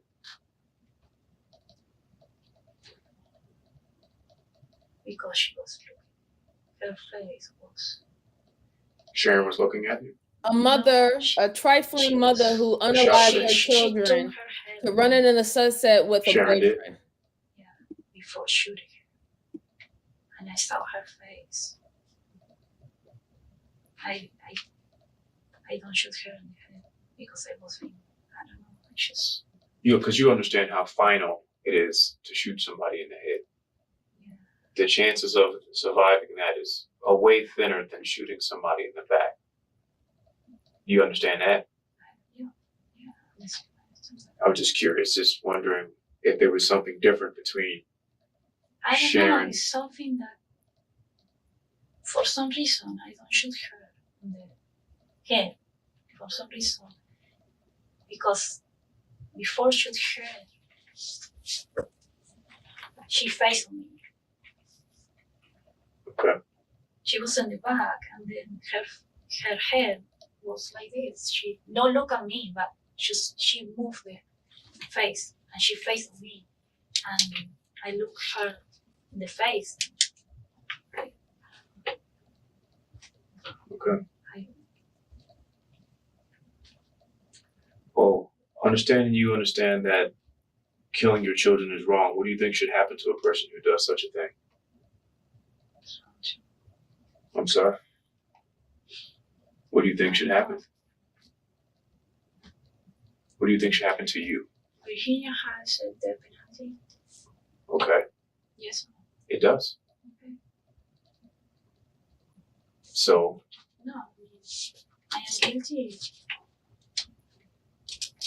So your punishment should be what? Death penalty. Death penalty? So you understand there should be some punishment Yes. to your actions. Yes. Because they're what? Because I killed my dad. Because you killed your kids. Not only against the law, but it's wrong. Is that your thought? Yeah. What's the relationship with you and Ronald? No good relationship. Not a good relationship at all? And when did he tell you that he was going to take Brooklyn away? Has this been going on for a while? Yeah. For how long? That's a court. Did you lose in court? Yeah. Okay. When was that? Last month. Who was your attorney? At least she admits that she You don't remember who your attorney was? deserves some punishment, right? His first name was Sean. Okay. You and know the why? judge decided you lost, or what happened? No. You fought for custody, or you fought for what? What was the court for? Do you know why you lost? Do you know why they allowed him to take the right to take Brooklyn away from you? Because I signed an agreement with him. Oh, so you signed an agreement? Yes. So Sharon was supposed to go with him too? But he didn't take care of Sharon. He didn't take care of me. Just me. So the understanding was that if you moved everybody, you could still have shared custody with Brooklyn? Yes. But were you ever going to do that?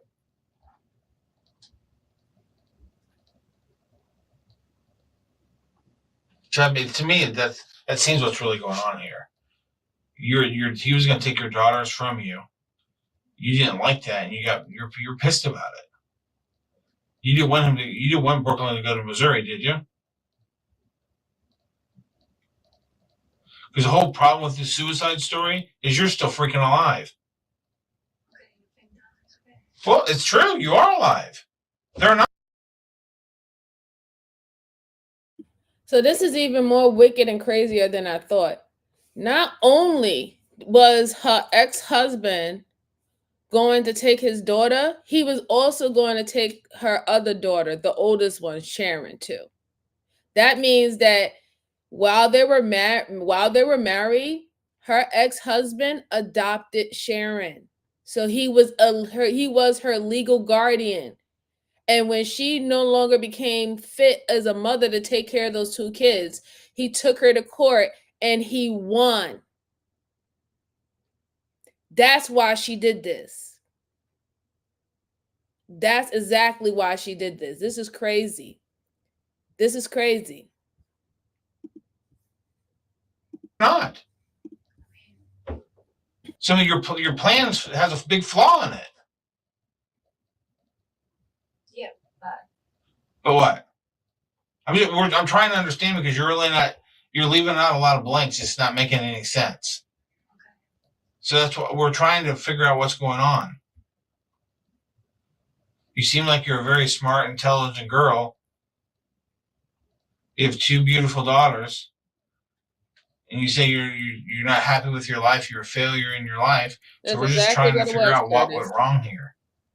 The wrong here was I couldn't make suicide myself with a gun. That was wrong. Maybe it was another way. Well, why was it so easy to take your daughter's lives than your own? That's what I'm trying to figure out. I don't know. It's something that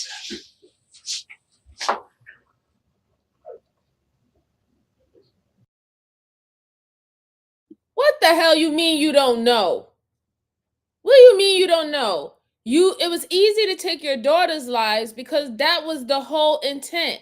You had no intentions of committing suicide, and they're not buying it.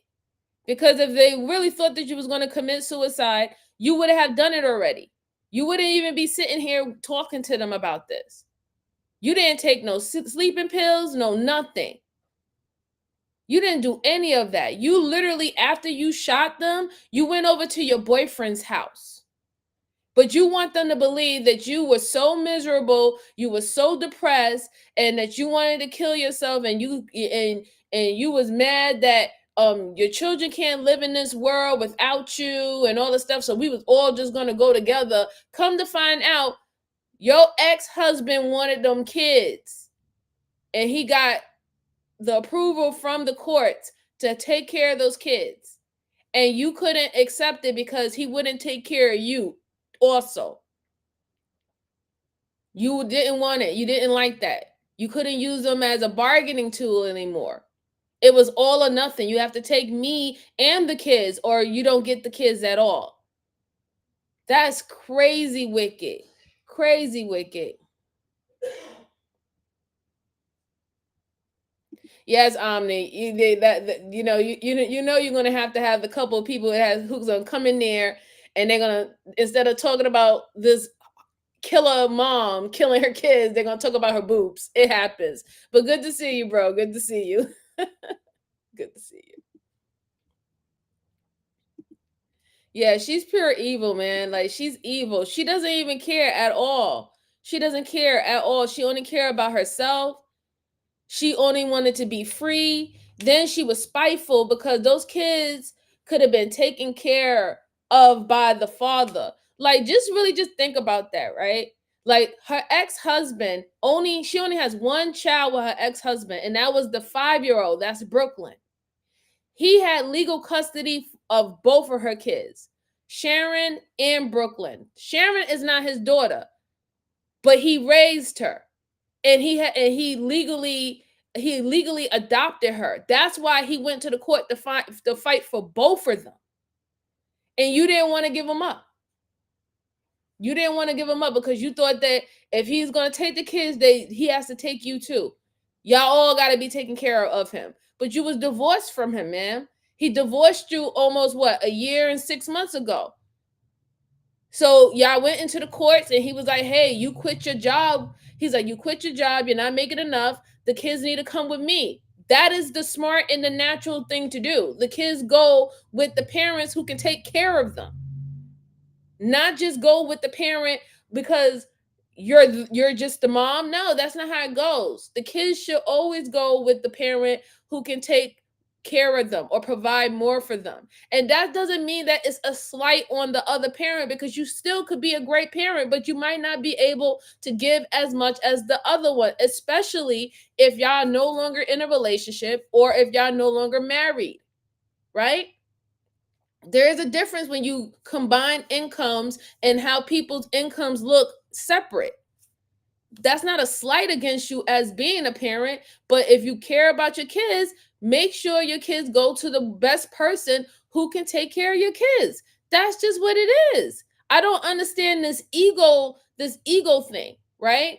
This ego when it comes down to parenthood with these people today. People are more concerned about their egos than these actual kids. Why would I have an ego if I know that my son's father can if he could provide more than I can? Why would I have an ego about that? That, if anything, I should be like thankful I picked someone who can take care of my goddamn kids. You know what I'm saying? That should be a pat on the back. You chose right? That's not a slight against you. Like, this is just crazy for me. This is really insane for me. Let's go on. I mean, did you feel like you were hurting Ronald, not them? No.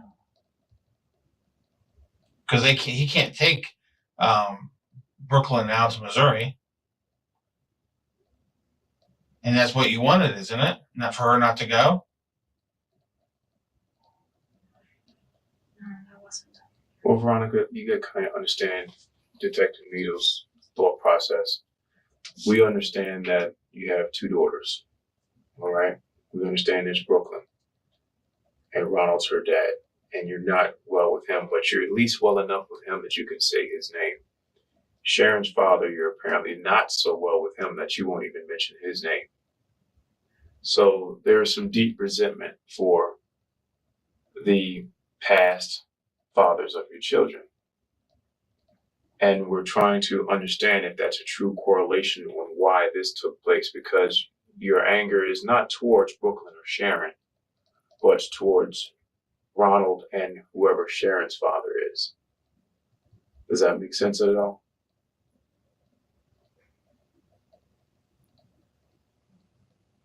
Yeah. Is that where we are? No. Then where are we?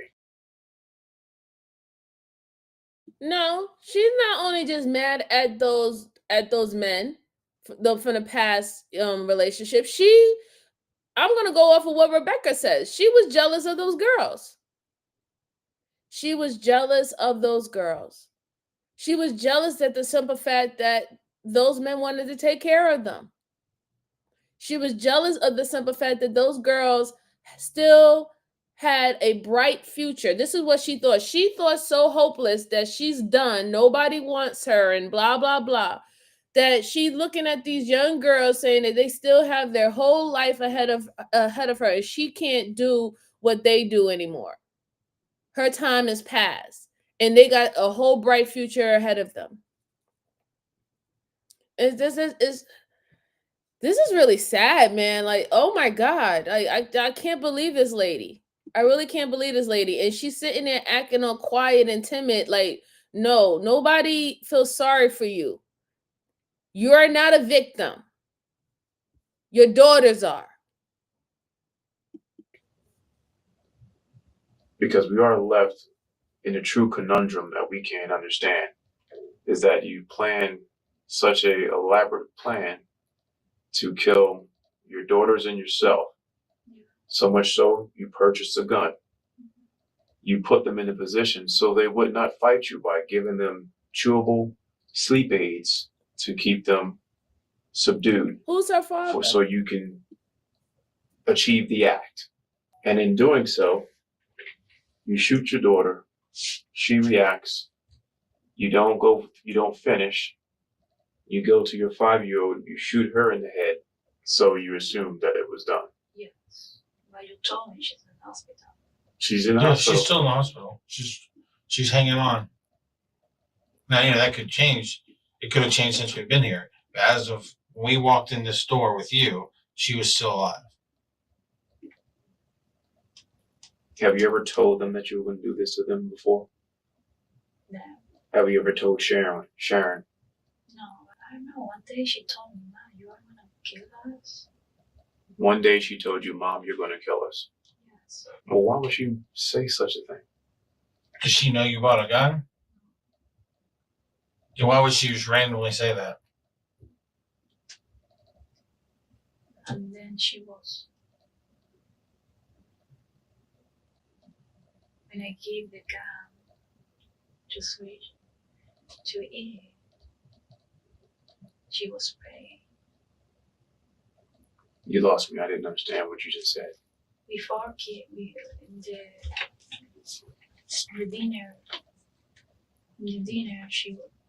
after dinner she was praying. After dinner tonight, she prayed? She prayed. Why? She never prayed. Why? I think she feels something. Something is wrong with me. But you never said anything to her. You ever write notes or research things online that you think maybe she came across? I don't know. Have you ever researched anything online on how this should happen? Most do. Did you? Research about what? Research how to kill your children and then yourself. Which I way? did research how to suicide. That's it. When did you do that? How long ago? All last week.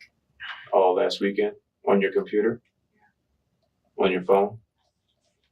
Or did you?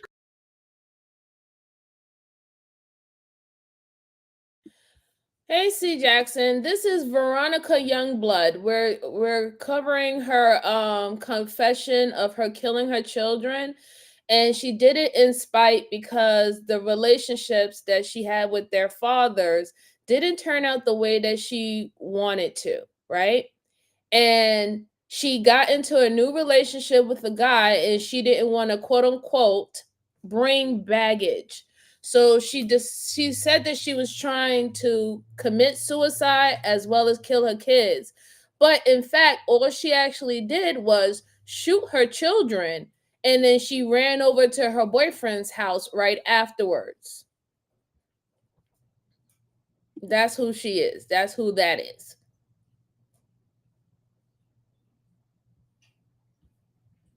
I hope they gave her the death penalty. I really do. I hope they gave her I gotta really see if they give her the death penalty. But right now she should get it because she said that she premeditated for months to take their lives. But you only looked up suicide last week. You didn't have no intentions of committing suicide, lady. You had all intentions of killing your children. Computer at home. My phone.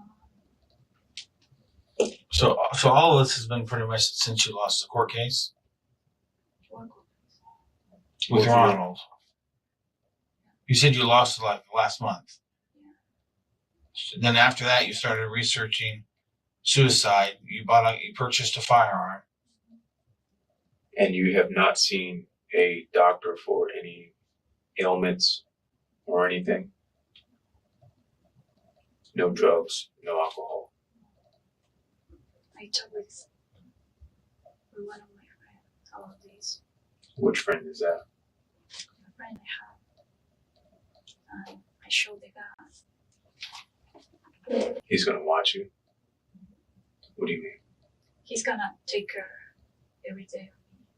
Like, don't do it. So he's gonna check up on you? Yeah. All right. What do you think he's gonna feel about this? He might. He knew? No, he didn't know that. I think But you told him that that was what your plan was. I told him my plan. I told him that, not my plan, I told him about my feelings, my emotions, what is going on in my life. But not my plan. Okay. Who's this? Is that gonna be Manuel? Yeah, Manuel. Is it Manuel you're talking about? Who is that? Another person. Why don't you tell us who it is? I think it'll better help us understand. Because there's going to be some people that's going to be left to judge you. It's okay if they judge me, because I don't want to. I want the penalty. I understand that, but my job is to make sure that everybody knows everything they can about Veronica. I don't care because I want the penalty. I don't care. I understand. You just killed your 5-year-old and possibly your 15-year-old. And couldn't pull the trigger on yourself. But I would like to know who you talked to. With a friend, the name is George. George? Yeah. You have George's number at all? No, Is George's number in your phone? no, because I reset my phone. When did you do that? Yes. You reset your phone yesterday? Why? Because he texts me and I don't want to have any contact with any friends. I Who, want George to be, did? No, only George. I have friends around me who are also checking on me because I talked with some friends that I was depressive and I don't know what I do in my life. I am thinking bad things. And one of my friends told me, you need to go to psychology. You need to do therapy. And I said, I don't want that because I don't have. I feel like my life and I feel like I'm done with my life. That's it. So you say you're depressed. Do you think you're depressed? Have you ever been clinically diagnosed? No, I feel like I was a week in my home. I don't want to go anywhere. I was all the week in my home, alone. I don't do anything. I was thinking, I don't know. I was talking with my mom, I said, my mom, Is your mother still in Argentina? yeah. Did you tell her what you were going to do? No, I tell her I'm depressed. I don't want to continue my life. I think I failed. Right. She told me, give a chance. She told you to give it a chance. I said, I don't want a chance. You have any brothers and sisters? I have a sister. She lives in Florida. Sister in Florida? Yeah. She doesn't know. She doesn't know anything. Just mom. She's mental. If I was to talk with mom, what would she tell me the biggest problem is? The biggest thing that keeps you depressed? What do you think mom would tell me? Did you tell your mom about the plans to kill your daughters? Has she ever met your daughters? Yeah. She was here. How long ago?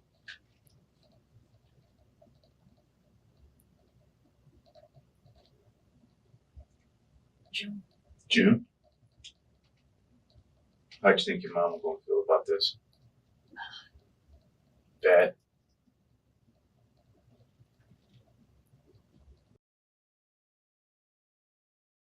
Yeah, this lady is a real piece of shit.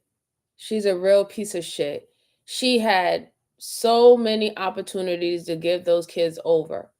If her mother was in June and then this interrogation happened in August, when I'm looking at the date, this happened August 6th of 2018. Your mother was here to came and visit the kids 2 months prior. You said that you was planning this months ago. You could have gave those kids to the mom. You could have gave those kids to the mom. And then now with all this new information that the father actually wanted both of the children and he took you to court and he won and you did this, you're just a demon. That's just one piece of shit demon. Yeah, Curtis, I couldn't be a judge either. You know, I could not be a judge. I couldn't be a judge because, like, my emotions, man, that it would be ridiculous. And one of the reasons why, like, I remember when I was a kid, I wanted to be a lawyer. And one of the reasons why I decided not to take the lawyer route is because I couldn't live with myself to be a defense attorney and have to advocate for a client that I know is guilty, right? And that's what defense attorneys do. Whether or not if their client is innocent or guilty, they will take the case because it gives them the highest payout. And that just didn't sit well with my morals. So I decided not to take the lawyer route. Let's go on. It's almost done. I hope it hurry up because just even me looking at her irritates me now. Now, to me, it's strange because that kind of got more emotion out of you than it did you telling me the fact that you shot your 5-year-old daughter and 15-year-old daughter. Because I don't want to live with them. I mean, I don't want. You don't want to live with them? I mean, I want them come with me. That's why. That's why I want them come with me. You want them to come with you and not go with Ronald? No, I want them come with me. Right. No. So if they're coming with Thank you, you so they're not much, going Ray with J, him, for right? stopping by. I appreciate you. You have a lovely weekend. I will be stay here with Sharon. I mean, every time we ask a difficult question, you get quiet. Because I don't know what to say. It's the truth. The truth is easy to say. You made some very difficult choices tonight. You can't change those, so we have to deal with what we got. That's why we don't know you. We've never met you before. We're just trying to understand what makes Veronica tick, what makes you think the way you're thinking. Who was paying for the apartment you guys were living in?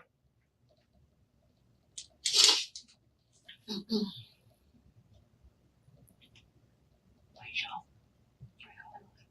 You have another job? What's that?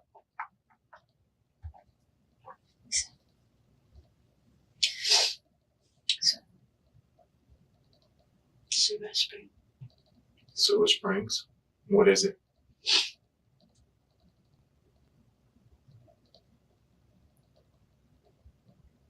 What do you do?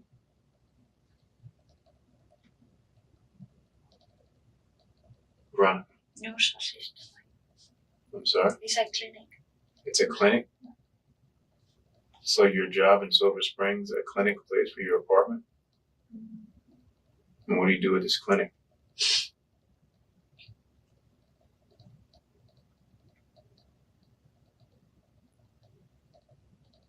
I don't want to do. That is what You don't want to talk the anymore? detectives is trying to figure out, Curtis. The detectives right now are trying to figure out if anybody knew about this and then did they not take it seriously. Because if they knew about it and she specifically planned it with them or something like that, then they can be brung in on charges, right? But this is why she's very strategic to say, no, nobody knew about my plans, but they knew how I felt.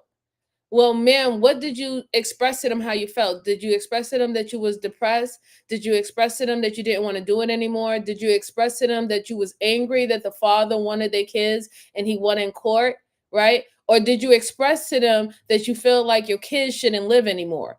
Those are two different things. So this is what they're definitely trying to figure out. Because if anybody knew that she said, yo, I bought this gun and I'm planning on using it on my kids, and they didn't call 911, they're going to have some choice words for them. But this is pretty much the end of it. I'm sick of seeing this lady. She's sick. She makes me sick to my stomach. She makes me sick to my stomach. I can't even stomach her anymore. I'll find out later on on my own time whether or not she got the death penalty. I hope they did give her the death penalty. She definitely deserved a first-degree murder. It was premeditated. She planned it months in advance. She gave them sleeping pills. She shot them. She didn't shoot herself. She ran over to the boyfriend's house right afterwards. She was just trying to run into the sunset with the new guy and forget her whole past life with those past relationships. She's pure evil, pure trash. You don't deserve to be a mother. You didn't deserve to be the mother to those children. And I have no remorse for you. I do not care less. I hope that you are at the bottomless pits of hell. And I hope you're burning. That's how I feel about you. That's exactly how I feel about you. All right, so I have one more for you guys. One more, and then I will let you good folks go.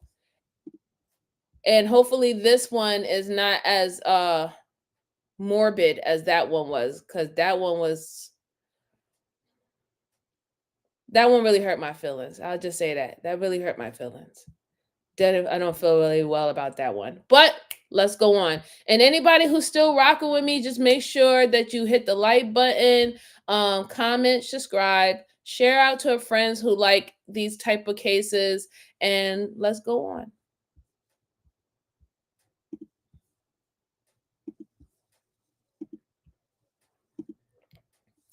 So with this particular one, this is another one where a killer messes up an interrogation, and they say something that only the killer would know, and they get caught up. So here we go. At police headquarters, 65-year-old retired Jay Roth arrives seeking assistance. His pressing concern is the disappearance of his 53-year-old friend, Linda Riley. Hello, Joseph. The mystery began the day before Linda was reported missing. Alerted by the continuous ringing of Linda's phone, her neighbor decided to check on her. The neighbor found Linda's house unlocked, but Linda was not there. Upon arrival, the police noted unusual signs at the scene. Linda's phone and purse were left in the house, items she typically carried when leaving home. This detail suggested an abrupt departure or possible foul play. The Springfield Police Department, considering these factors, issued a missing endangered person alert and launched an investigation immediately. Jay Roth was with her 2 nights before she went missing. Detectives are aware of their recent contact and believe Roth could provide important information to help locate Linda. Jay Roth steps into the interrogation room of his own accord, having requested a voluntary interview. He is informed that he is not under arrest and retains the freedom to leave at any time during the interview. Last night at about 3:10, I left. She said maybe she's gonna get some cigarette, but she's tired of going to bed. Asked me if I take the garbage and I threw that in the man and took that and dumped it. And then when I got back to the house, hey, Black Beauty, good to see you, sis. Made it home okay, because I said she's worried about me. So I called this morning. She didn't answer. She does that all the time, though. Not answer. So, but I don't know. So I'm worried about her. Jay's demeanor during interviews with detectives appreciate you, stands out. Curtis. Thank you so He much. I appears really do honest, appreciate you. genuinely concerned, and eager to assist. Roth's earnest expressions and cooperative attitude paint a picture of someone deeply invested in finding Linda quickly. This urgency is because the chances of locating a missing person safely decrease as time progresses. Statistically, the first 24 hours are crucial. The likelihood of finding a missing person alive diminishes with each passing hour, raising concerns about their well-being. Roth's apparent eagerness to find Linda quickly could be interpreted as aligning with these facts. She's stressed out a little bit about these guys who've been coming over here. One guy particularly. Who's that she was stressed about? I was thinking the Floyd guy that come in the house the other night, drunk. So you just know him as he's a black male named Floyd. I saw him one time, but I don't know what. He came in the house. And, you don't know Floyd's last name? No, not at all. So what did she say about that she was stressed out about? Oh man, the guy come in the house and he was halfway in the living room. She said, she kind of pushed him out the door. Somebody went out, and then that fool ass he come back over and he was drunk. Is what they said. I don't know if he was or not. So what do you think? What do you think happened? I don't know. Anything could happen with that neighborhood there. It's a bad neighborhood. There's all kinds going on there. Okay. In an unanticipated move, the detective suggests to Jay that the concerns surrounding Linda's disappearance could be overstated. He employs this strategy to assess Jay's true level of anxiety. Is Jay genuinely as troubled as he appears? Or is his display of concern merely a facade to conceal his own involvement? Do you think that she maybe just left? No, she wouldn't leave without her dogs. Okay. Are her dogs still there? As far as I know, they were when I left. Could they still be there, you think? I think so. Okay. Jay made a revealing mistake. His claim that she wouldn't abandon her dogs caught the detective's attention. At that moment, there was no possible way for him to know that the dogs were still in the apartment. Yeah, that's where he messed up at. So he knows that she would never leave her dogs, but then how do you know if the dogs are there or not? If she up and left and, like, let's say she's a missing person, let's say she wanted to leave on her own, she would most likely have her dogs with her. But the way how he stated it, hey, like, yeah, it had to be something because the dogs are still there. Well, how you know the dogs are still there, sir? Was you at the house? Dummy. Let's go on. That statement alone has now made Jay turn from a concerned friend to a person of interest in this investigation. So you guys are good friends. Has she ever wanted an intimate relationship with you? Yeah. You had a little bit of an intimate relationship? Maybe having sex on occasion? Is that what you're talking? Thank you for joining in for the first time, Prince. So what's going on with this particular case is this man said that his female friend was missing. He's being interrogated because normally that's what they do. Detectives, if somebody's missing or if at any scene of a crime, they go after the family members first for questioning, and then they move on to like cousins, grandparents, and then they move on to your friends, right? And they interview them, right? In this process, what we just saw, this is her male friend.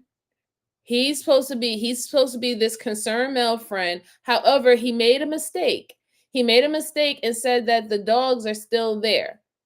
How would he know that the dogs are still there unless you were at her house? So that was a big mistake that he did. And he was acting like the concerned friend saying, listen, we have to hurry up and find her because she's missing. And we know within 48 hours, most of the time you don't find a missing person after 48 hours. So that's why the new questionings that the detective is going to give him is more about him being a suspect instead of him trying to eliminate him as a suspect because of that one mistake that he just made. So just to catch you up on what's going on right now. Yes. Okay. Have you guys ever had any physical violence? No hitting, pushing, shoving, nothing at all like that? So just some verbal arguments is all. Yeah. Did you have anything to do with her being gone? No.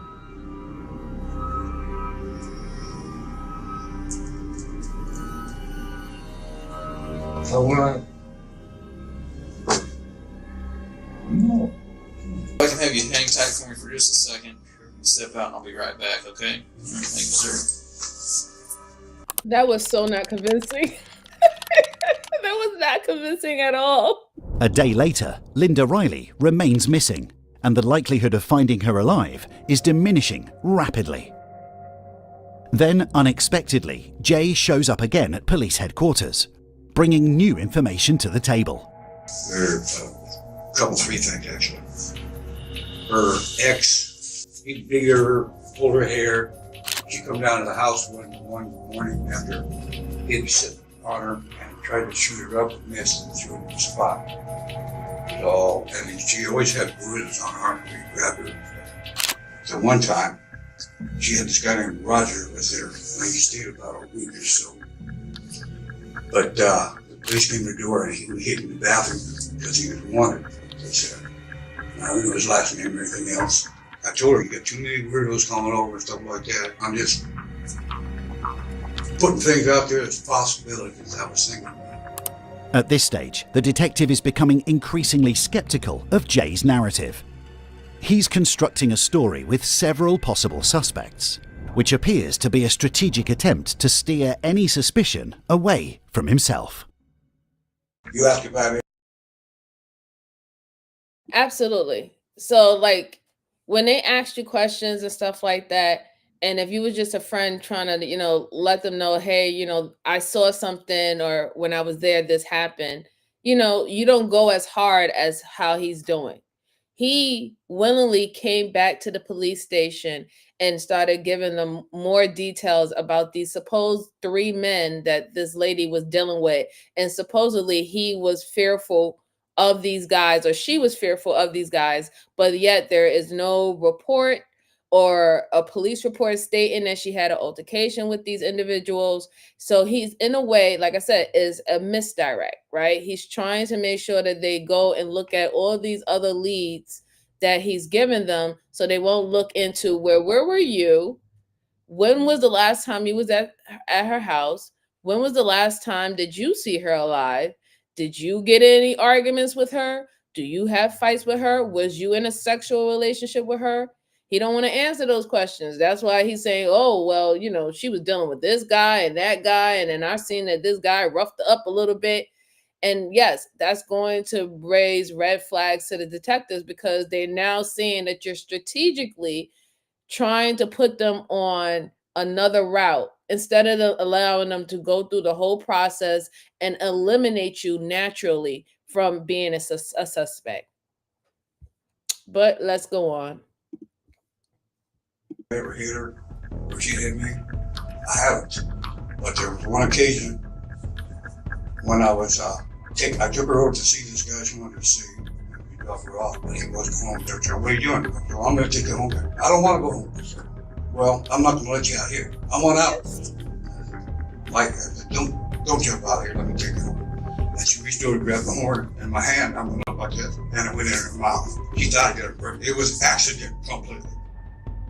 Linda lodged a formal complaint against Jay, alleging assault predicated on her refusal to consent to sexual intercourse. Upon becoming aware of the ongoing police investigation into these allegations, Jay proactively returned to the police station with the intention of clarifying his side of the story. There's been a few people that have mentioned she was afraid of you. Do you know why they would tell us that? Because of that accident, she thought I was doing something, but I wasn't. But then we talked afterward, it was okay. But she wasn't afraid of me for that. What do you say to some of these people that kind of had... So this is crazy. She had a police report out on him on attempting to sexually assault her. He's been aggressive with her. And then now they spoke to other witnesses saying that she was actually afraid of him. Not all these other 3 guys that he was talking about, but he don't know their names. He don't know where they live or anything. Man, this guy. Let's go on.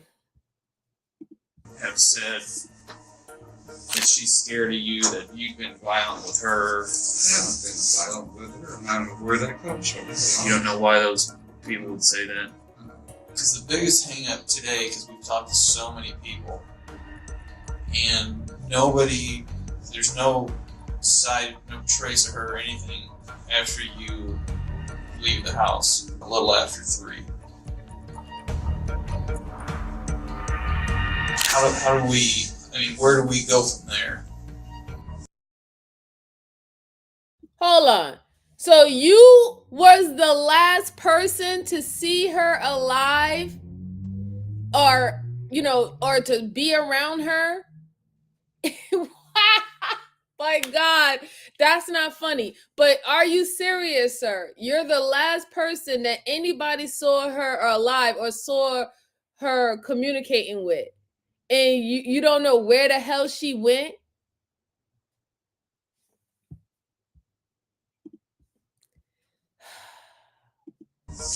Hang on 1 second, I'll be right back. We'll get you out of here in just a minute, okay? Following his second interview, Jay was again released to return home, as the authorities found no compelling evidence to justify his continued detainment.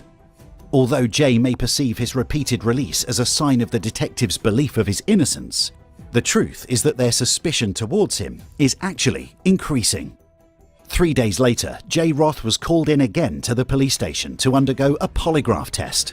For someone eager to help, like in the case of a missing friend, agreeing to a polygraph can demonstrate their concern and willingness to cooperate. Realizing this, Jay Roth has agreed to take the polygraph test. Jay, I'm the polygraph examiner here with the police department. They called me, said that you were interested in taking a polygraph exam in reference to their investigation with Linda. I'll walk you out. Hold on. If you look straight ahead for me, Jay, I'll get you dialed back in and we'll begin.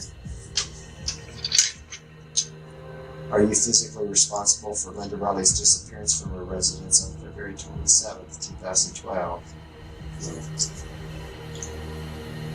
Did you physically remove Linda Riley from her residence on February 27th, 2012? Did you physically cause the death of Linda Riley on February 27th, 2012? In the first 2 interviews, Jay came across as surprisingly relaxed. He sat back in his chair, showing a lively and friendly demeanor. However, as the investigation evolved and Jay was looked at as a prime suspect, the gravity of his situation appears to have dawned on him. Jay sits alone, waiting for the results of his polygraph test to arrive. He looks completely dejected and worn out. Moments later, the detective enters the interrogation. So, let's see. Curtis says, I wonder if she was a trick and used him as an easy lick and he got tired of giving her money and not getting what he wants. That could be a possibility, but what I think it was is that she friend zoned him and he's seen other guys coming in and out of her house, and he probably wondered why she was not giving him any play. That's what it kind of seems like, because if she had a report against him of him trying to make advances at her that was unwarranted, then she had already let him know that she's not interested in him in that way.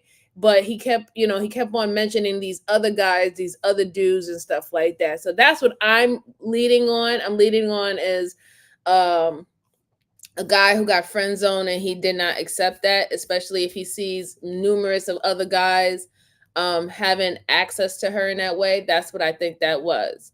But I want you guys to pay attention, right? In the beginning, he was very confident, right? He was very confident. He was calm. He was more friendly. And after the polygraph, look how shaken he is. He seems quite disturbed. He has his hands on his face. He seems unraveled, right? So the reason why that happened is that he is not sure whether or not if he's going to pass the polygraph test. Now, like I said, there's 2 people who takes polygraphs a test. It's one who wants to convince people that they're innocent, right? As a good faith type of situation. And the others is the ones who ego believe that they can pass the polygraph test. He didn't have to accept the polygraph test. It's not even going to be used in the court of law. But it also helps the detectives to see how you act and how you answer certain questions, whether or not if you get triggered, enlightened, or do you stay normal, right? When the test is going on, when they ask specific questions. And just by the way how he's acting right now, that is a telltale sign that something's up. Let's go on. Room. The detective updates Jay on the investigation, explaining that search warrants have been issued for his van and home. Well, we got the results back, Jay, and it's kind of what we both knew. You failed it pretty bad. So let's just cut to the chase. Tell us what happened. Let's get this over with. It's been a long day for us all. Our crime scene technicians, they're out at your house. They've been serving a search warrant at your house pretty much all day. And there's some more stuff that's been located at your house that's, again, it's not looking good for you. Obviously, there's going to be some explaining to do. And I'm going to be curious about what kind of deal you're going to come up with now. We need to get this over with. Quit these games. We know something happened. How it happened, I don't know. And that's what I'd like is your reason. Did she come after you? You know, maybe something happened that wasn't good. Whatever it is we need to know, Jay. You need to tell us. And a mistake occurred.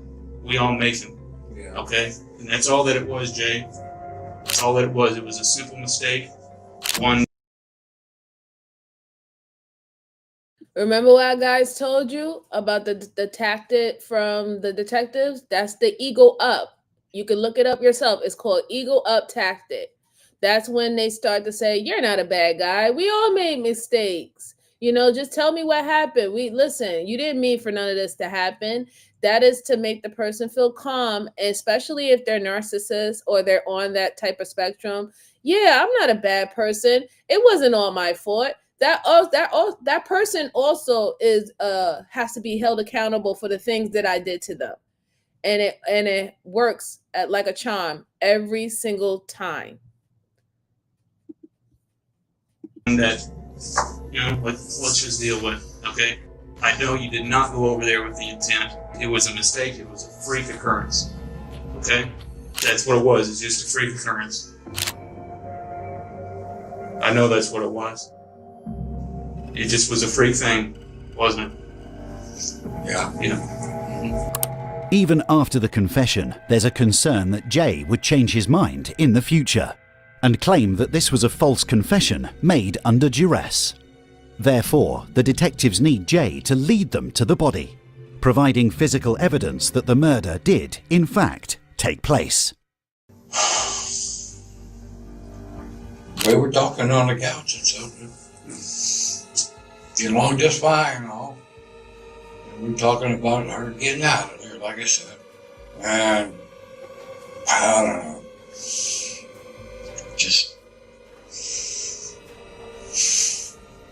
Just things happen. Didn't mean to do anything. So then why are you having people stay over that are hurting you and like that? Or she got mad at her, like I said, she done talking. I guess a scuffled a little bit and stuff. Banged her head. So I took it over to the house. I guess she was mad at what I thought of her.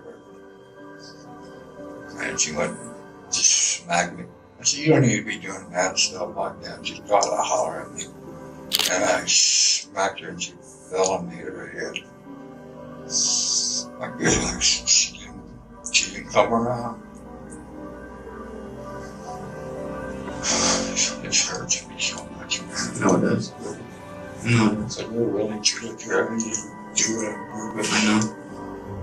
We do have a pretty good relationship. Throughout the interviews, Roth consistently discusses his affection and admiration for Linda, asserting his role as her protector.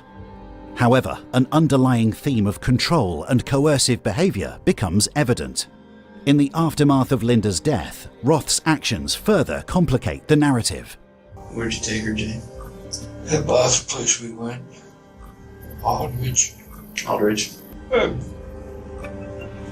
Burned her. Buried her. You Burned burned her. her. I couldn't even watch that. I didn't know what to do. Is she still out there? What's left? What's left? Yeah. Are her bones still out there? I don't know. I don't do anything. Did you take any of her bones with you? No? What would you think about taking us out there and showing us exactly where it is? That way maybe we can... I figured you would. I think you're right.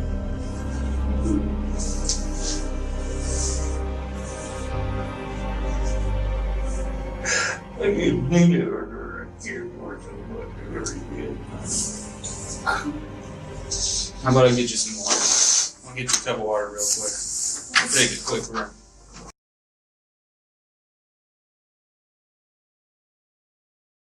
I am so sick of these miserable, disgusting, vile, evil people swearing up and down that they did not mean to hurt a victim. Yes, you did. You did mean to hurt her. Okay? You wanted to control her. She wouldn't listen to you. You weren't her man.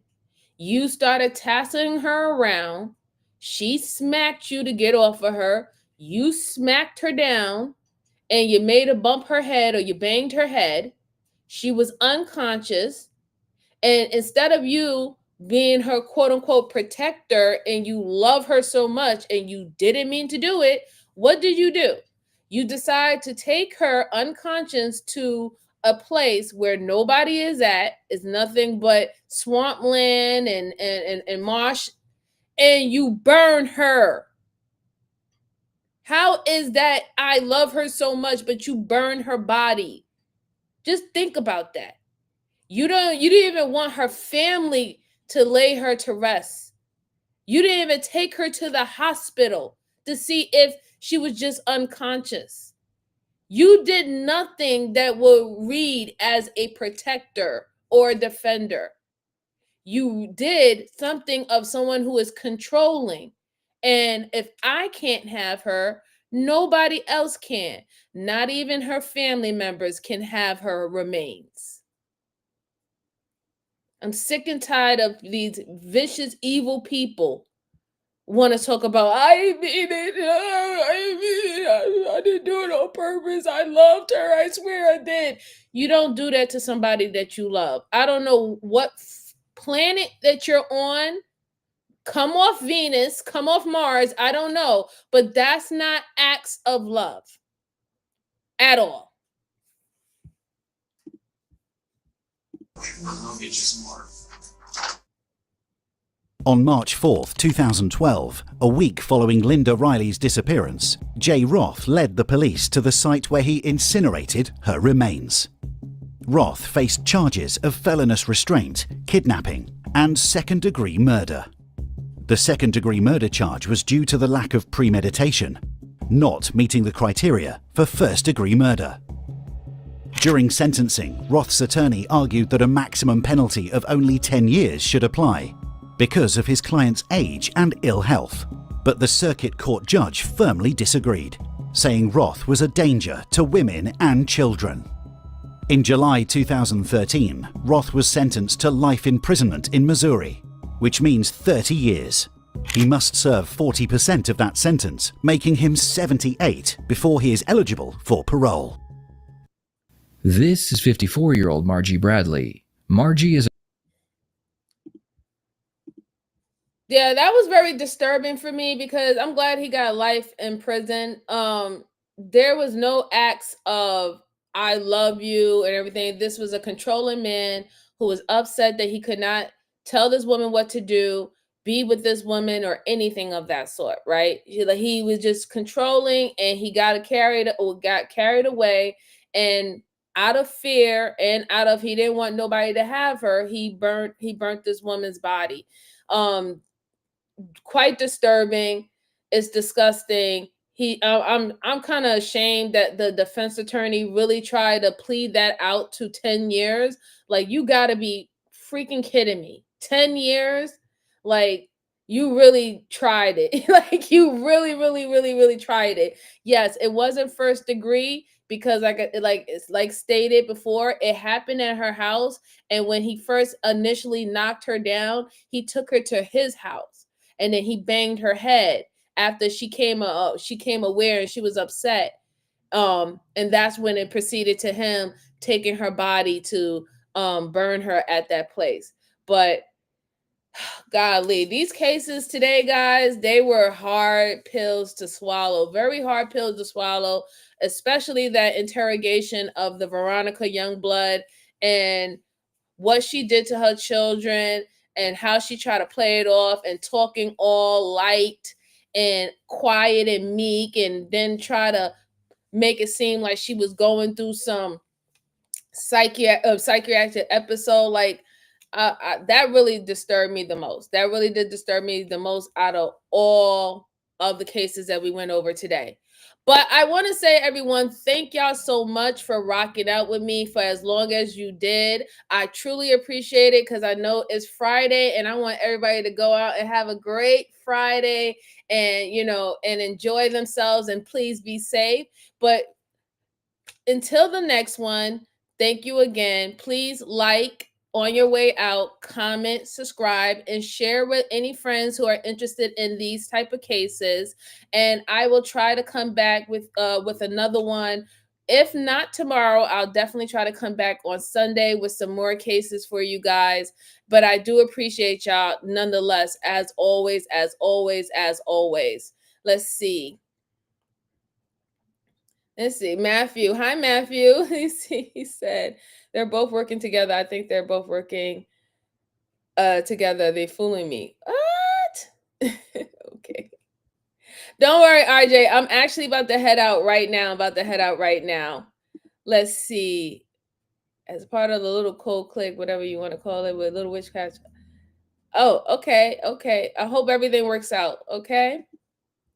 All right, but thank you so much, guys. I really do appreciate it. Please have a safe and fun, mature Friday, okay? And I'll see y'all in the next one. I'm about to go and head into work. Peace out, everyone. Thanks again. Bye-bye.